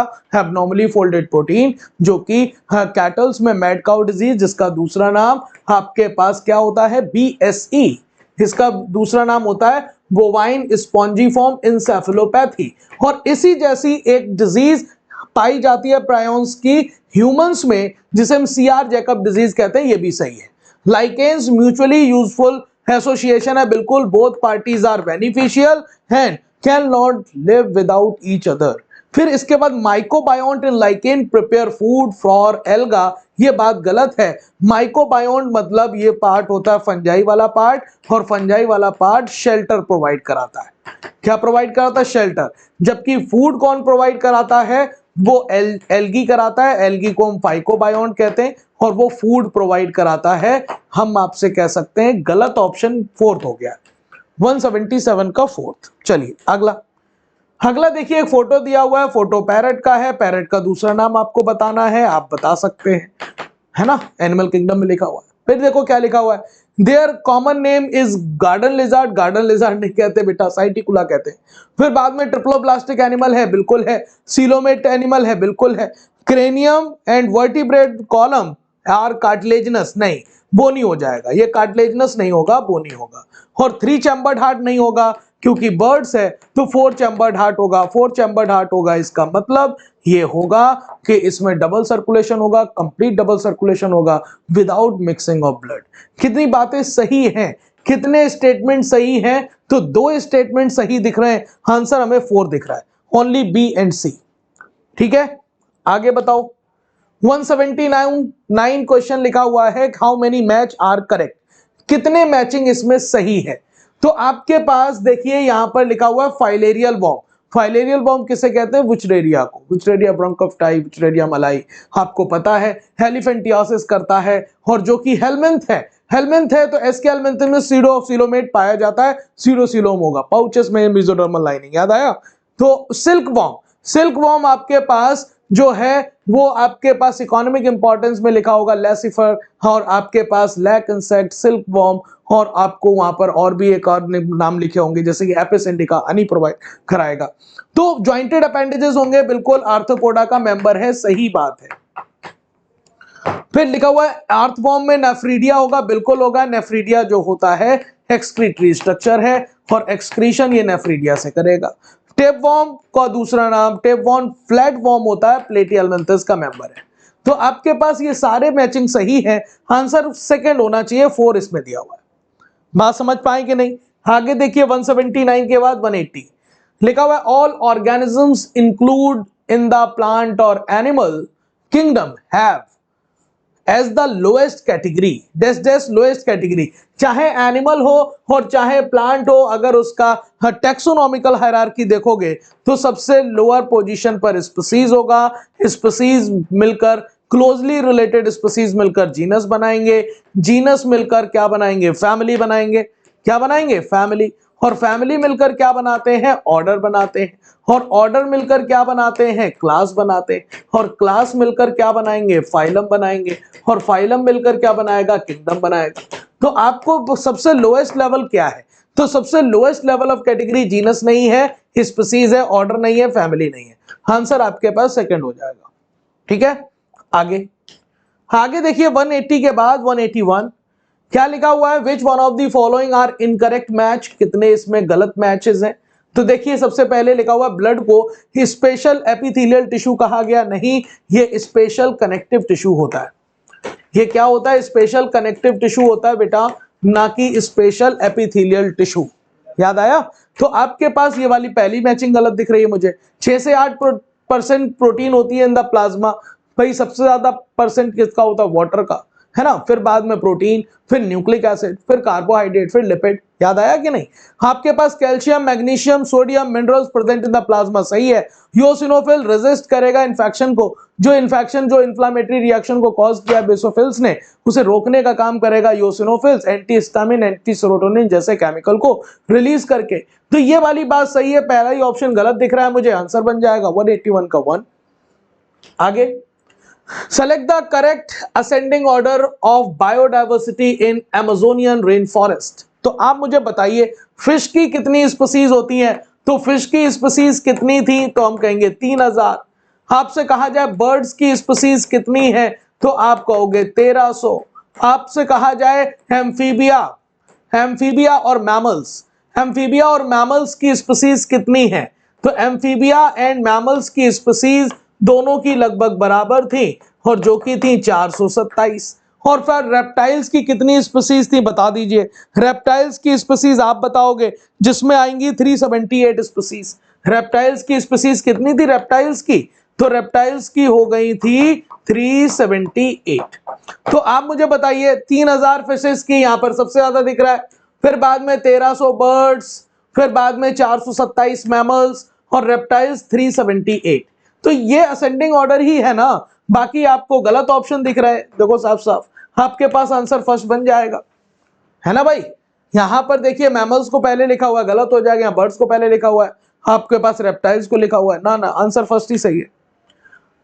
बढ़िया स्टेटमेंट है। Cancer detection is based on biopsy and histopathological study of the tissue and blood and bone marrow test किया जाता है। Increase cell count in the case of leukaemia. Leukaemia को हम ब्लड कैंसर कहते हैं, जिसमें WBC के काउंट बढ़ जाते हैं। तो वहां पर हम बायोप्सी करें या फिर बोन मैरो टेस्ट करें या फिर ब्लड सेल्स के टेस्ट करें इन द ब्लड, तो वो ल्यूकीमिया के अंतर्गत करते हैं। अब नॉर्मल सेल की ग्रोथ आपके पास क्या कहलाई जाती है? जो कॉन्टैक्ट इनहिबिशन खो देती है, उसी को हम कैंसरस सेल या फिर न्यूप्लास्टिक सेल कहते हैं। और आपको ब्लड कैंसर के केस में कौन सी सेल के नंबर बढ़ जाते हैं? तो वो नंबर होते हैं WBC के। आपके पास लिखा हुआ है the drug which are commonly abused are opioid, ठीक है। कैनाबिनॉइड, ठीक है। कोका एल्कोलॉइड, ठीक है।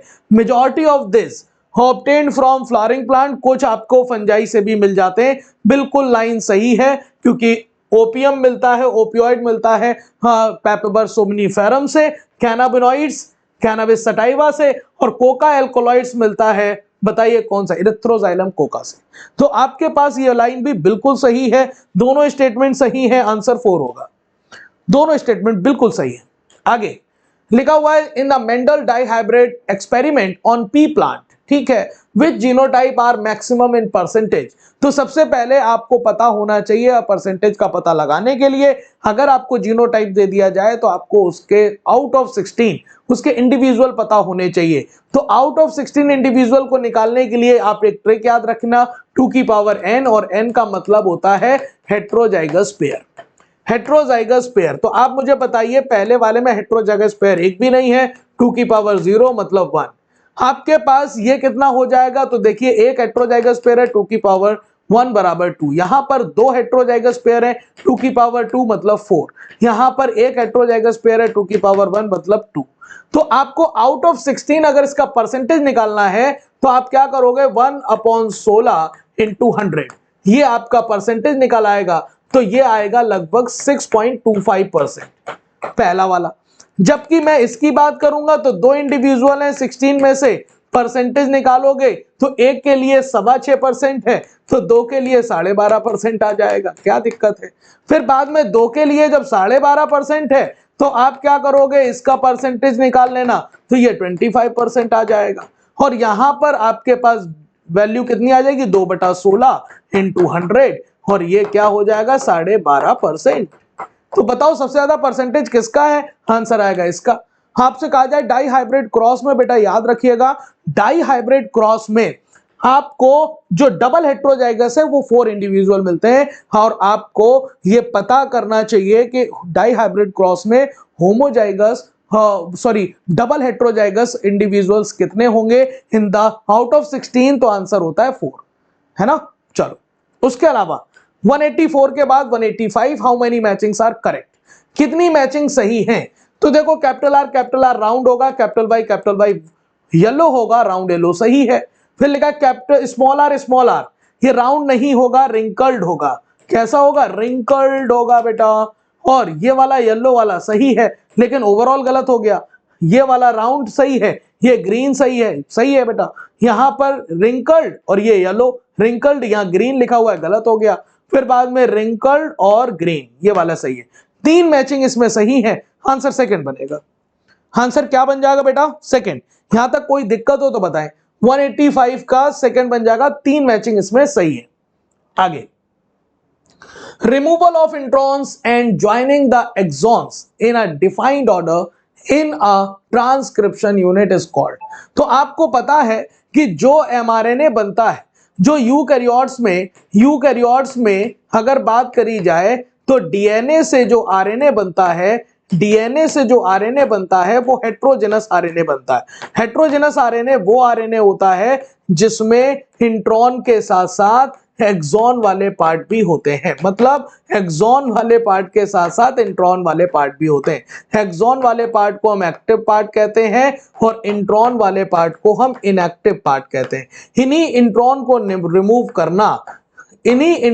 रिमूव करना क्या कहलाया जाता है, इसी स्टेप को हम कहते हैं स्प्लाइसिंग।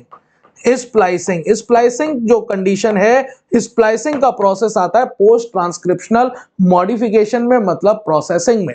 कहने का मतलब यहां पर जब प्रोसेसिंग होगी तो पहले कैपिंग होती थी, फिर टेलिंग होती थी, फिर स्प्लाइसिंग होती थी। यहां पर हम सिर्फ रिमूव कर रहे हैं इंट्रॉन को, तो हम यहाँ कैपिंग टेलिंग की बात नहीं करेंगे, यहां पर हम स्प्लाइसिंग की बात करेंगे। टेलिंग भी नहीं होगा, ट्रांसफॉर्मेशन नहीं होगा, कैपिंग नहीं होगा। आंसर फर्स्ट सही है। आगे select the correct option for RNA. RNA के लिए करेक्ट ऑप्शन बताना है तो आपको पता है मोस्ट ऑफ दी ऑर्गेनिज्म में जेनेटिक मटेरियल के तौर पर डीएनए होता है, लेकिन कुछ ऐसी भी हैं जिसमें जेनेटिक मटेरियल के तौर पर आरएनए होता है। लेकिन आरएनए का मेन काम जेनेटिक मटेरियल के तौर पर नहीं है। आरएनए का मेन काम होता है मैसेंजर मॉलिक्यूल के तौर पर। इसका मतलब आरएनए जेनेटिक मटेरियल के तौर पर काम तो कर सकता है, लेकिन कुछ उसके एडिशनल रोल होते हैं। उस एडिशनल रोल में एडॉप्टर मॉलिक्यूल है। एडॉप्टर मॉलिक्यूल का लिए काम कौन करता है, ट्रांसफर आरएनए करता है। कैटालिटिक रोल किसका होता है, राइबोसोमल आरएनए का होता है। सर वो कौन सा राइबोसोमल आरएनए है जो कैटालिटिक पावर रखता है, 23S राइबोसोमल आरएनए जो दो अमीनो एसिड के बीच में पेप्टाइड बॉन्ड को कैटालाइज करता है। फिर स्ट्रक्चरल मॉलिक्यूल को भी हम राइबोसोमल आरएनए कहते हैं क्योंकि सब यूनिट ऑफ राइबोसोम यही बनाता है। तो आपको ये तीनों आपको देखने को मिल जाएंगे आरएनए के लिए। आंसर आपके पास ऑल हो जाएगा। आंसर क्या हो जाएगा? फोर्थ। यस और नो। आगे लिखा हुआ इट हैज एस्केप्ड, ये लाइन आप पढ़िएगा, बहुत बेहतरीन है। लिखा हुआ it has escaped our notice that the specific pairing we have postulated immediately suggests the possible copying mechanism for the genetic material। ये above given statement किस साइंटिस्ट से रिलेटेड है? तो आपको ये बात पता होनी चाहिए। सबसे पहले डीएनए की डिस्कवरी में न्यूक्लियन टर्म दिया और एसिडिक मटेरियल न्यूक्लियस से निकाला, वो नाम था मिशर का। उसके बाद आपको फ्रैंकलिन और विल्किन ने क्या किया था? एक्सरे डिफ्रैक्शन मेथड का यूज करके डबल हेलिकल मॉडल को देखा था। बेस पेयरिंग वाला कॉन्सेप्ट आपको चारगाफ ने दे दिया था। इसके बाद 1953 में वॉटसन एंड क्रिक ने double helical model of DNA को प्रपोज किया। लेकिन उसी दौरान उन्होंने एक बात कही कि हम डबल हेलिकल मॉडल को देख पा रहे हैं और जब हम रेप्लिकेशन को हम सोच पाते हैं तो एक बात हमारे दिमाग से नहीं जाती कि इसका रेप्लिकेशन कैसे होता होगा। एक्चुअली उन्होंने एक प्रेडिक्शन किया, ऐसा होता होगा कि दोनों स्ट्रैंड अलग होते होंगे और नए नए एक स्ट्रैंड बन जाता होगा। मतलब नए बनने वाले डॉटर डीएनए में एक पैरेंटल स्ट्रैंड होता होगा और एक न्यू स्ट्रैंड होता होगा, और इस तरह से जो डीएनए से डीएनए बनने का प्रोसेस फुल्ली कंजर्वेटिव नहीं, सेमी कंजर्वेटिव होता होगा, ऐसा उन्होंने प्रेडिक्शन किया। और वॉटसन एंड क्रिक के ये बात बोलने के बाद इसके मतलब डीएनए रेप्लिकेशन एक्चुअल डिस्कवर होने से पहले उसके एक्सपेरिमेंटल प्रूफ आ गए, जिसमें मेसेंसल एंड स्टाल ने 1958 में ई कोलाई का यूज करके और N15 आइसोटोप का यूज करके ये बता दिया कि यस सेमी कंजर्वेटिव टाइप का होता है डीएनए रेप्लिकेशन। फिर बाद में टेलर और उसके कलीग्स ने मिलकर इसी सेम ईयर 1958 में ये बता दिया कि यस प्लांट्स में भी, अगर मैं बात करूं विसिया फाबा की, जिसे फाबा बीन्स, वहां पर भी डीएनए रेप्लिकेशन कैसा है? आपके पास सेमी कंजर्वेटिव टाइप का है। तो ये लाइन किसकी है? It has escaped our notice in specific pairing have postulated immediately suggested the possible copying mechanism for the genetic material। ये लाइन किसकी है? मेसेंसन एंड स्टाल की नहीं है, ये है वॉटसन एंड क्रिक की 1953 की। हर्शे एंड चेज की नहीं है, ग्रिफिथ की भी नहीं है। समझ पाए कि नहीं? बहुत बढ़िया लाइन थी, बहुत बढ़िया क्वेश्चन। आगे हमारे पास लिखा है in the genetic code dictionary. Genetic code की डिक्शनरी में जाएं, how many codons are used to code for all 20 amino acid. आपने एक नाम सुना होगा, साइंटिस्ट का नाम था जॉर्ज गैमो, और जॉर्ज गैमो एक फिजिसिस्ट थे। उन्होंने एक बात बता दी थी, उन्होंने एक बात कही थी कि अगर आपके पास एमआरएनए पर 4 तरह के बेस हैं और अगर मैं एक बेस को एक जेनेटिक कोड मानूं तो मैक्सिमम 4 जेनेटिक कोड बन सकते हैं। लेकिन हमें कितने तरह के अमीनो एसिड के लिए चाहिए? 20 टाइप के अमीनो एसिड के लिए कम से कम 20 जेनेटिक कोड चाहिए। ये अभी इनसफिशिएंट है। अगर मैं क्या करूं, 2 बेस से मिलकर एक जेनेटिक कोड बनाऊं तो मैक्सिमम 16 बन सकते हैं। अभी भी हमारे पास 20 टाइप के अमीनो एसिड के लिए टोटली जेनेटिक कोड नहीं आए। इसका मतलब वो जो जेनेटिक कोड है वो 3 बेस से मिलकर बना होगा और एक अमीनो एसिड के 1 से ज्यादा जेनेटिक कोड होते होंगे। बिल्कुल ऐसा ही है। और आपके पास ये बता दिया कि जेनेटिक कोड कितने बेस से मिलकर बना हुआ है। तो जेनेटिक कोड बना हुआ है 3 बेसों से मिलकर और टर्म इज कॉल्ड ट्रिपलेट। इसी को हम कहते हैं कोडॉन, इसी को हम कहते हैं ट्रिपलेट कोडॉन होते हैं। तो आप बताइए 20 टाइप के अमीनो एसिड के लिए, 20 टाइप के अमीनो एसिड के लिए कितने टोटल जेनेटिक कोड हुए? टोटल जेनेटिक कोड तो 64 हो गए, जिसमें 61 ऐसे जेनेटिक कोड थे जो अमीनो एसिड को कोड करते थे। उन्हीं को हम सेंस जेनेटिक कोड बोलते हैं। सेंस जेनेटिक कोड बोलते हैं जो किसी अमीनो एसिड को कोड करते हैं। लेकिन 3 जेनेटिक कोड ऐसे हैं जो किसी अमीनो एसिड को कोड नहीं करते, उसे हम नॉन सेंस कोडॉन या फिर एंटी सेंस कोडॉन या फिर उसी को हम कहते हैं एंटी आपके पास टर्मिनेशन कोडॉन, जिसके नाम पर आपको नाम भी याद रखना पड़ेगा। एक होगा UAA, एक होगा UGA और एक होगा UAG, है ना, नॉनसेंस कोडॉन। तो आपसे कह रहे हैं कि जेनेटिक कोड बताइए डिक्शनरी को देखकर कितने कोडॉन ऐसे हैं जो यूज होते हैं ऑल 20 टाइप अमीनो एसिड के लिए, तो वो 20 टाइप के अमीनो एसिड के लिए जो यूज होते हैं वो सिर्फ 61 होंगे, क्योंकि 3 तो नॉनसेंस जेनेटिक कोड है, स्टॉपिंग कोडॉन कहते हैं। ठीक है, आगे लिखा हुआ है इट वॉज जॉर्ज गैमो। उसी की बात देखो अभी मैंने की थी, वही क्वेश्चन भी आ गया। It was George Gamow, physicist थे, argue that since there are only 4 bases, आप उन्होंने बताया कि सिर्फ 4 ही बेसिस हैं, and if they have to code for 20 amino acid the code should constitute combination of bases. और कितने कॉम्बिनेशन से बेस बनाया था? 3 बेसिस से मिलकर एक जेनेटिक कोड बनाया था, एक जेनेटिक कोड बनाया था। Term is called triplet. ये बात बिल्कुल सही है, याद रखना, जॉर्ज गैमो का, फिजिसिस्ट का। इसके बाद और भी साइंटिस्ट आए जिन्होंने टेम्पलेट फ्री आरएनए सिंथेसिस में हेल्प करी, जिसमें एंजाइम खोजा, जिसमें टेम्पलेट फ्री आरएनए सिंथेसिस कराई, होमोपॉलीमर और कोपॉलीमर बनाए, और फिर लिविंग सिस्टम से आउट, मतलब लिविंग फ्री सिस्टम में प्रोटीन सिंथेसिस कराई। तो 3 साइंटिस्ट जिसने होमोपॉलीमर और कोपॉलीमर बनाए, उनका नाम था हरगोबिंद खुराना, और जिसने टेम्पलेट फ्री आरएनए सिंथेसिस वाले एंजाइम को खोजा उसका नाम था सेवरो ओका, और उसके बाद वही सेल फ्री सिस्टम में प्रोटीन की सिंथेसिस कराई, नाम था मार्शल नीरेनबर्ग का। ठीक है, बड़ा मतलब उनका इंपॉर्टेंट काम था। Statement 2, the presence of introns is reminiscent of antiquity and the process of splicing represent the dominance of RNA world. बिल्कुल बात सही है कि रेमिनिसेंट ऑफ एंटीग्विटी का मतलब होता है पुरातनता की याद दिलाना, मतलब ये पुराने टाइम की याद दिला रहे हैं कि जिस तरह से वो आपका मॉडिफिकेशन होता है, इवोल्यूशन होता है, वो चेंज होता हुआ है, वो आपको आरएनए में भी दिख रहा है, हेट्रोजेनस आरएनए के फॉर्म में। तो पुरातनता की यादें दिलाना एंटीग्विटी ऑफ, मतलब रेमिनिसेंट ऑफ एंटीग्विटी कहलाता है। ये बात बिल्कुल सही है। आंसर आपके पास क्या हो जाएगा? 4 हो जाएगा। दोनों स्टेटमेंट बिल्कुल सही। आगे 191, which one of the following are the correct statement? Which one of the following correct statement for seed in angiosperm? Angiosperm के सीड की बात कर रहे हैं, बताओ सीड में होता क्या है? सीड में क्या होगा? आपके पास सीड जो होगा एंजियोस्पर्म में क्लोज होगा, मतलब आपके पास ओवरी या फ्रूट वॉल के अंदर होगा। आपसे ये कहा जाए कि सीड फाइनल प्रोडक्ट है सेक्सुअल रिप्रोडक्शन का, बिल्कुल है, जिसके अंदर एम्ब्रियो है रेस्टिंग कंडीशन में, है ना। फिर लिखा it is often describe fertilize ovule, बिल्कुल फर्टिलाइज ओव्यूल कह सकते हैं हम सीड को, हम मैच्योर ओव्यूल कह सकते हैं, राइपेंड ओव्यूल कह सकते हैं, जो कि सीड है। ओके, उसके बाद लिखा है mature seed may be non albuminous और एक्स एल्बुमिनस। तो मे बी नॉन एल्बुमिनस और एक्स एल्बुमिनस, तो बिल्कुल सीड जो होते हैं नॉन एल्बुमिनस या एक्स एल्बुमिनस भी हो सकते हैं, इसे हम नॉन एंडोस्पर्मिक कहते हैं, नॉन एंडोस्पर्मिक। तो ये भी हो सकते हैं, एंडोस्पर्मिक भी हो सकते हैं, तो ये भी लाइन तो सही हो गई। मैच्योर सीड जो होता है नॉन एल्बुमिनस भी हो सकता है, जिसका नाम एक्स एल्बुमिनस भी हो सकता है, और एल्बुमिनस भी हो सकता है जो कि एंडोस्पर्मिक कहलाता है।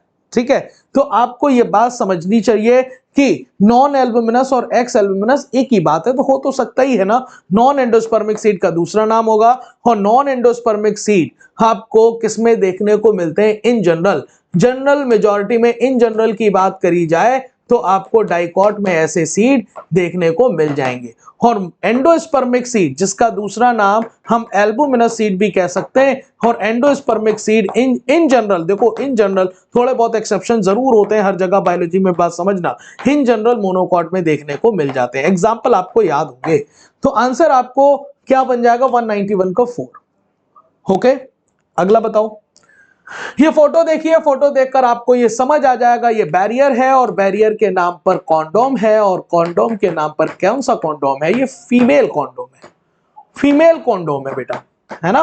तो आपके पास फीमेल कॉन्डोम के बारे में बताना, इट इज अ कॉन्ट्रासेप्टिव, बिल्कुल कॉन्ट्रासेप्टिव है, डिस्पोजेबल है, बिल्कुल मतलब सिंगल टाइम यूज है, डिस्पोजेबल है। फिर बाद में it is protect the user from contracting STI sexually transmitted infection और एड्स। कॉन्डोम्स जो होते हैं सेक्सुअली ट्रांसमिटेड इन्फेक्शन और एड्स से बचाते हैं, सही बात लिखी है। और लिखा it is made by thin rubber of latex sheet that are used to cover the vagina and cervix of the female। बिल्कुल बात सही है, मतलब चारों ऑप्शन बिल्कुल बात सही है।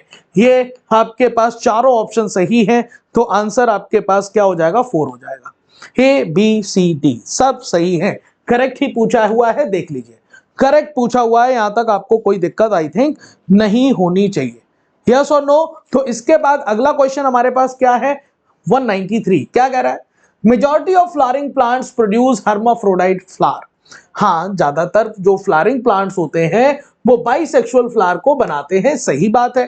फिर बाद में लिखा हुआ है कि and pollen grain is likely, हो सकता है कि वो कांटेक्ट में आ जाए stigma of the same flower. Yes, ये भी पॉसिबल है, लेकिन फिर भी हमने बाइसेक्सुअल फ्लावर अगर रखा हुआ है और हम नहीं चाहते सेल्फ पॉलिनेशन, तो बहुत सारी आउटब्रीडिंग डिवाइसेस का हम यूज करते हैं। जैसे कि हमने क्या कर दिया है, हमने डिचोगैमी कर दिया है। डिचोगैमी का मतलब ये हो गया या तो प्रोटेंडरी होगी या प्रोटोगाइनी होगी, है ना, जिसमें हम कह देंगे या तो एंड्रोशियम पहले मैच्योर हो जाएगा या गाइनोशियम। और अगर सेम टाइम पर अगर डिचोगैमी नहीं भी है तो उनकी लोकेशन अलग कर देंगे, हेट्रोस्टाइली। और अगर फिर भी सेम तरह के मतलब सेम पॉलन सेम फ्लावर के स्टिग्मा पर गिर जाए तो हम जीन स्टेरिलिटी कहेंगे। मतलब जीन स्टेरिलिटी का मतलब अगर स्टिग्मा पर गिर भी गया तो वो जर्मिनेट नहीं करेगा, जीन लेवल पर उसे इनहिबिट कर दिया जाएगा। तो आपके पास flowering plants have developed many devices जो डिस्करेज करेगा सेल्फ पॉलिनेशन को और इनकरेज करेगा क्रॉस पॉलिनेशन को। ये बात भी बिल्कुल सही है। हम तो कह रहे हैं ये वाली बात आप जो है एसेशन रीजन में भी लिखते हैं तो भी बहुत बढ़िया बनती। हालांकि दोनों स्टेटमेंट सही है, आंसर 4 बनेगा। आंसर क्या बन जाएगा, 4। आगे बताओ। The double fertilization is the unique character of angiosperm. तो बेटा याद रखना, कभी भी यूनिक करेक्टर का बोल दिया जाए इसका मतलब होता है वो करेक्टर जो उसी में सिर्फ पाया जाए। तो लिखा हुआ है डबल फर्टिलाइजेशन यूनिक करेक्टर है एंजियोस्पर्म का, ये बात बिल्कुल सही है, क्योंकि डबल फर्टिलाइजेशन एंजियोस्पर्म के अलावा कहीं नहीं पाया जाता। लेकिन फिर लिखा है पॉलन ट्यूब और पॉलन ग्रेन का बनना यूनिक करेक्टर है एंजियोस्पर्म का, तो ये बात गलत हो गई, क्योंकि ये यूनिक करेक्टर एंजियोस्पर्म का नहीं है, ये तो एंजियो में भी होगा, एंजियो में भी होगा और जिम्नोस्पर्म में भी होगा। इसका मतलब ये यूनिक करेक्टर नहीं बचा। आंसर पहला सही है, दूसरा गलत है। आंसर आपके पास सेकंड बन जाएगा। ओके, अगला बताओ। लिखा हुआ है which of the following are the maximum number of female cockroach. देखिए फीमेल कॉकरोच में देखिए लिखा which are of the following maximum number in female cockroach. आपको ये याद रखना पड़ेगा। अब आप देखिए ओवरी, हेपेटिक सीगा, मैल्पिगियन, टिब्यूल, ओमेटिडिया, इसमें सारे स्ट्रक्चर फीमेल कॉकरोच में पाए जाते हैं। ओवेरी का नंबर क्या है, 2 होता है। एक ओवरी में कितने ओवेरियोल होते हैं, तो वो 8 ओवेरियोल होते हैं। फिर बाद में देखा हेपेटिक सीका, हेपेटिक सीका के नंबर 5 से 6। आपके पास ब्लाइंड सेक जो आपके पास ट्यूब्यूल्स होती हैं उसका नंबर कितना हो जाएगा, 5 से 6 या 6 से 7। 5 से 6 नंबर है या 6 से 7 है, तो हमने कहा 5 से 6 ना होकर हम इसे कहेंगे, एनसीईआरटी ने 6 से 8 लिखा हुआ है, 6 से 8 इन नंबर। फिर मालपीगियन टिब्यूल जो होते हैं 100 से 150 नंबर में होते हैं। आपको पता है हेपेटिक सीका किसके जंक्शन पर है, फोरगट और मिडगट के, जबकि मालपीगियन टिब्यूल किसके, मिडगट और हाइंडगट के जंक्शन पर प्रेजेंट है। ओमेटिडिया, ओमेटिडिया वो स्मॉल यूनिट जिससे मिलकर कंपाउंड आई बनती है, और 2000 ओमेटिडिया पाए जाते हैं, 2000 ओमेटिडिया पाए जाते हैं ईच ईयर में। ओमेटिडिया पाए जाते हैं पर ईयर, पर आई, है ना। तो आपके पास ये सबसे ज्यादा नंबर में दिखाई दे रहा है, तो आंसर तो 4 ही हो गया। टोटल नंबर तो 4000 हो गए इसके। आगे देखिए penis is the made up of special tissue, ठीक है, जो कि हेल्प करेगा इरेक्शन ऑफ द पेनिस में और जो फैसिलिटेट करेगा इंसेमिनेशन। बिल्कुल आपको पता है कि अगर ये टिश्यू इरेक्ट ना कर पाए तो फैसिलिटेशन नहीं हो पाएगा, सही जगह पर इंसेमिनेशन नहीं हो पाएगा और उस बीमारी को इरेक्टाइल डिसफंक्शन बोला जाएगा। अगर किसी पेशेंट को इरेक्टाइल डिसफंक्शन है मतलब स्पर्म काउंट ठीक है और उसे एआरटी का सहारा लेना है तो आर्टिफिशियल इंसेमिनेशन करा सकता है और उस मतलब एआई में मतलब आर्टिफिशियल इंसेमिनेशन में एआई में वो वेजाइनल ट्रांसफर कराए काम चल जाएगा। ठीक है, आपके पास लिखा there are remarkable differences between reproductive events.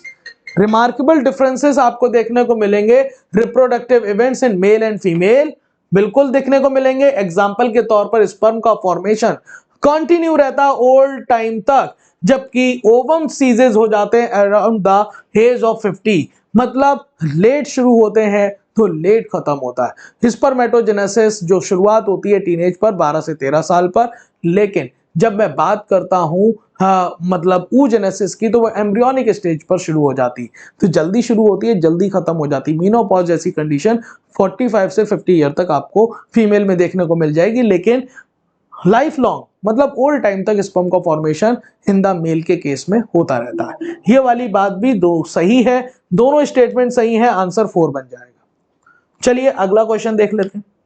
अगला क्वेश्चन लिखा 197 ड्यूरिंग फर्टिलाइजेशन, ठीक है, फर्टिलाइजेशन के दौरान sperm comes in contact with the zona pellucida layer of the ovum that induces change in the membrane that block the entry of additional sperm. तो आपको यह बात पता है कि भाई जब फर्टिलाइजेशन होता है तो फर्टिलाइजेशन होने के दौरान सबसे पहला स्टेप होता है जिसे हम कहते हैं कैपेसिटेशन। कैपेसिटेशन का मतलब होता है प्रोटीन जो ग्लाइकोप्रोटीन का कोटिंग स्पर्म के पास होती है उसे रिमूव करना।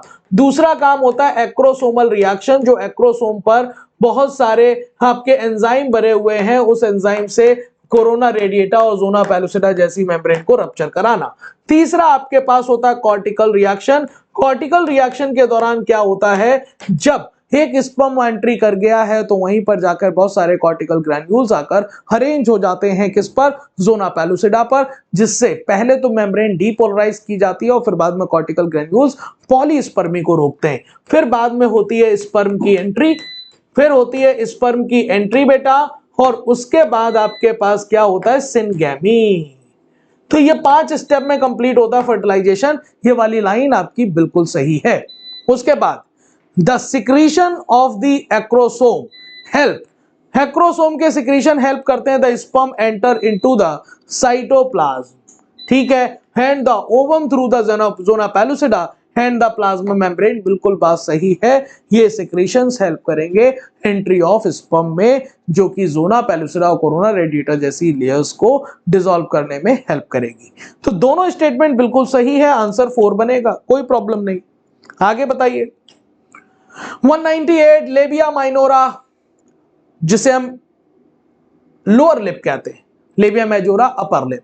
तो labia minora are paired fold होते हैं टिश्यू के जो अंडर द लेबिया मेजोरा पाए जाते हैं। बाहर वाले जो अपर लिप होते हैं उसके अंदर लोअर लिप, लेबिया मेजोरा के अंदर लेबिया माइनोरा, ठीक है। तो जो क्लाइटोरिस है फिंगर लाइक टाइनी स्ट्रक्चर्स जो पाई जाती है upper junction of the labia minora, बिल्कुल सही है। और एबव द यूरेथ्रल ओपनिंग, आपको क्लाइटोरिस के बारे में पता होगा, इरेक्टाइल टिश्यू है, टाइनी फिंगर लाइक प्रोजेक्शंस हैं। तो आपके पास दोनों स्टेटमेंट बिल्कुल सही है, आंसर आपके पास 4 बनेगा। क्या बनेगा, 4। चलिए अगला बताएं। ये क्वेश्चन देखिए जेनेटिक्स से है, लिखा हुआ है in pea plants yellow seeded are dominant to green. Yellow seed जो होता है वो ग्रीन पर डोमिनेंट है, ठीक है। If heterozygous yellow, heterozygous yellow, heterozygous yellow, चलो हेट्रोजाइगस येलो सीडेड प्लांट का क्रॉस हमने कराया है ग्रीन सीडेड प्लांट से, तो चलो ग्रीन सीडेड प्लांट ये हो गया। That the ratio of yellow green seeded plant would be expect in F1 generation. तो आप देख कर देखिए हेट्रोजाइगस का क्रॉस होमोजाइगस रेसेसिव से करा रहे हैं, तो क्या ये टेस्ट क्रॉस नहीं है, बिल्कुल टेस्ट क्रॉस है। और टेस्ट क्रॉस है तो आप बताइए यहां पर टेस्ट क्रॉस में क्या आएगा। तो आपको पास देखिए इधर तो 2 तरह के गैमेट बनेंगे, कैपिटल वाई स्मॉल वाई, यहाँ एक ही तरह का गैमेट बनेगा, capital Y small Y small Y small Y. ये जो येलो है वो भी 50% होगा और जो ग्रीन है वो भी 50% होगा। रेशियो क्या आएगा, 1:1, चाहे जीनोटाइपिक रेशियो हो चाहे फिनोटाइपिक रेशियो, आंसर आएगा 50:50। समझ पाए कि नहीं, मतलब 1:1। टेस्ट क्रॉस था सिंपली। आगे लास्ट क्वेश्चन क्या है, how many statements are correct for the given diagram. Correct statement बताना है तो बताइए, ए वाला फोटो अगर आप पहचान जाओगे तो करेक्ट बता दोगे। ये है आपके पास रेड एल्गी, नाम है उसका पॉलीसाइफोनिया। पॉलीसाइफोनिया है बच्चा ये। और ये बी वाला क्या है, बी है स्फेग्नम। और स्फेग्नम क्या होता है, स्फेग्नम मॉस होता है। मॉस मतलब ब्रायोफाइट, ब्रायोफाइट है ये। अब देखा बोथ आर यूकैरियोट, बिल्कुल दोनों यूकैरियोट्स हैं। लिखा हुआ both main plant body are gametophyte, बिल्कुल ये भी आपके पास एल्गी भी गैमेटोफाइट होती है, मेन प्लांट बॉडी। और आपके पास जो ब्रायोफाइट है उसकी मेन प्लांट बॉडी भी गैमेटोफाइट होती है। हालांकि हैप्लोडिप्लॉन्टिक लाइफ साइकिल है लेकिन हैप्लॉइड टाइम ज्यादा गुजारता है, तो गैमेटोफाइट है, सही है। बोथ वैस्कुलर टिश्यू प्रेजेंट, दोनों में वैस्कुलर टिश्यू प्रेजेंट होंगे, हम कहेंगे दोनों में नहीं है। First time vascular tissue are seen in pteridophytes, वो भी जाइलम ट्रैकिड्स के फॉर्म में, तभी हम उसे टेरिडोफाइट्स को फर्स्ट ट्रैकियोफाइटा कहते हैं। गलत हो गया ये वाली बात। In both sexual reproduction is oogamous type. तो जो पॉलीसाइफोनिया है, पॉलीसाइफोनिया रेड एल्गी है और रेड एल्गी में oogamous टाइप का ही रिप्रोडक्शन पाया जाता है। और जितने भी फिर एल्गी से आगे बढ़ जाओगे सारे के सारे oogamous टाइप के ही रिप्रोडक्शन करेंगे। तो आंसर ये वाला सही है। कितने स्टेटमेंट सही आए हैं, तो 1, 2 और 3, 3 स्टेटमेंट सही हैं। आंसर आपके पास फर्स्ट बनना चाहिए। 3 स्टेटमेंट सही है, आंसर क्या बनेगा, फर्स्ट बनेगा, यस और नो। तो ये था आपके पास FST 49 और आपके पास FST 49 बहुत बेहतरीन पेपर था। आपकी तैयारी आई होप बहुत अच्छी चल रही होगी। इसी तरीके से लगे रहिए, जुटे रहिए, 5 मई का इंतजार करिए, आपके फेवर में ये रिजल्ट आएगा। मेहनत करते रहिए, मेहनत का कोई भी मतलब शॉर्टकट नहीं होता। ठीक है, चलिए मिलते हैं आपके पास अगले टेस्ट के डिस्कशन में, अगले मतलब जना किसी रैपिड फायर में। तब तक के लिए धन्यवाद, थैंक यू सो मच।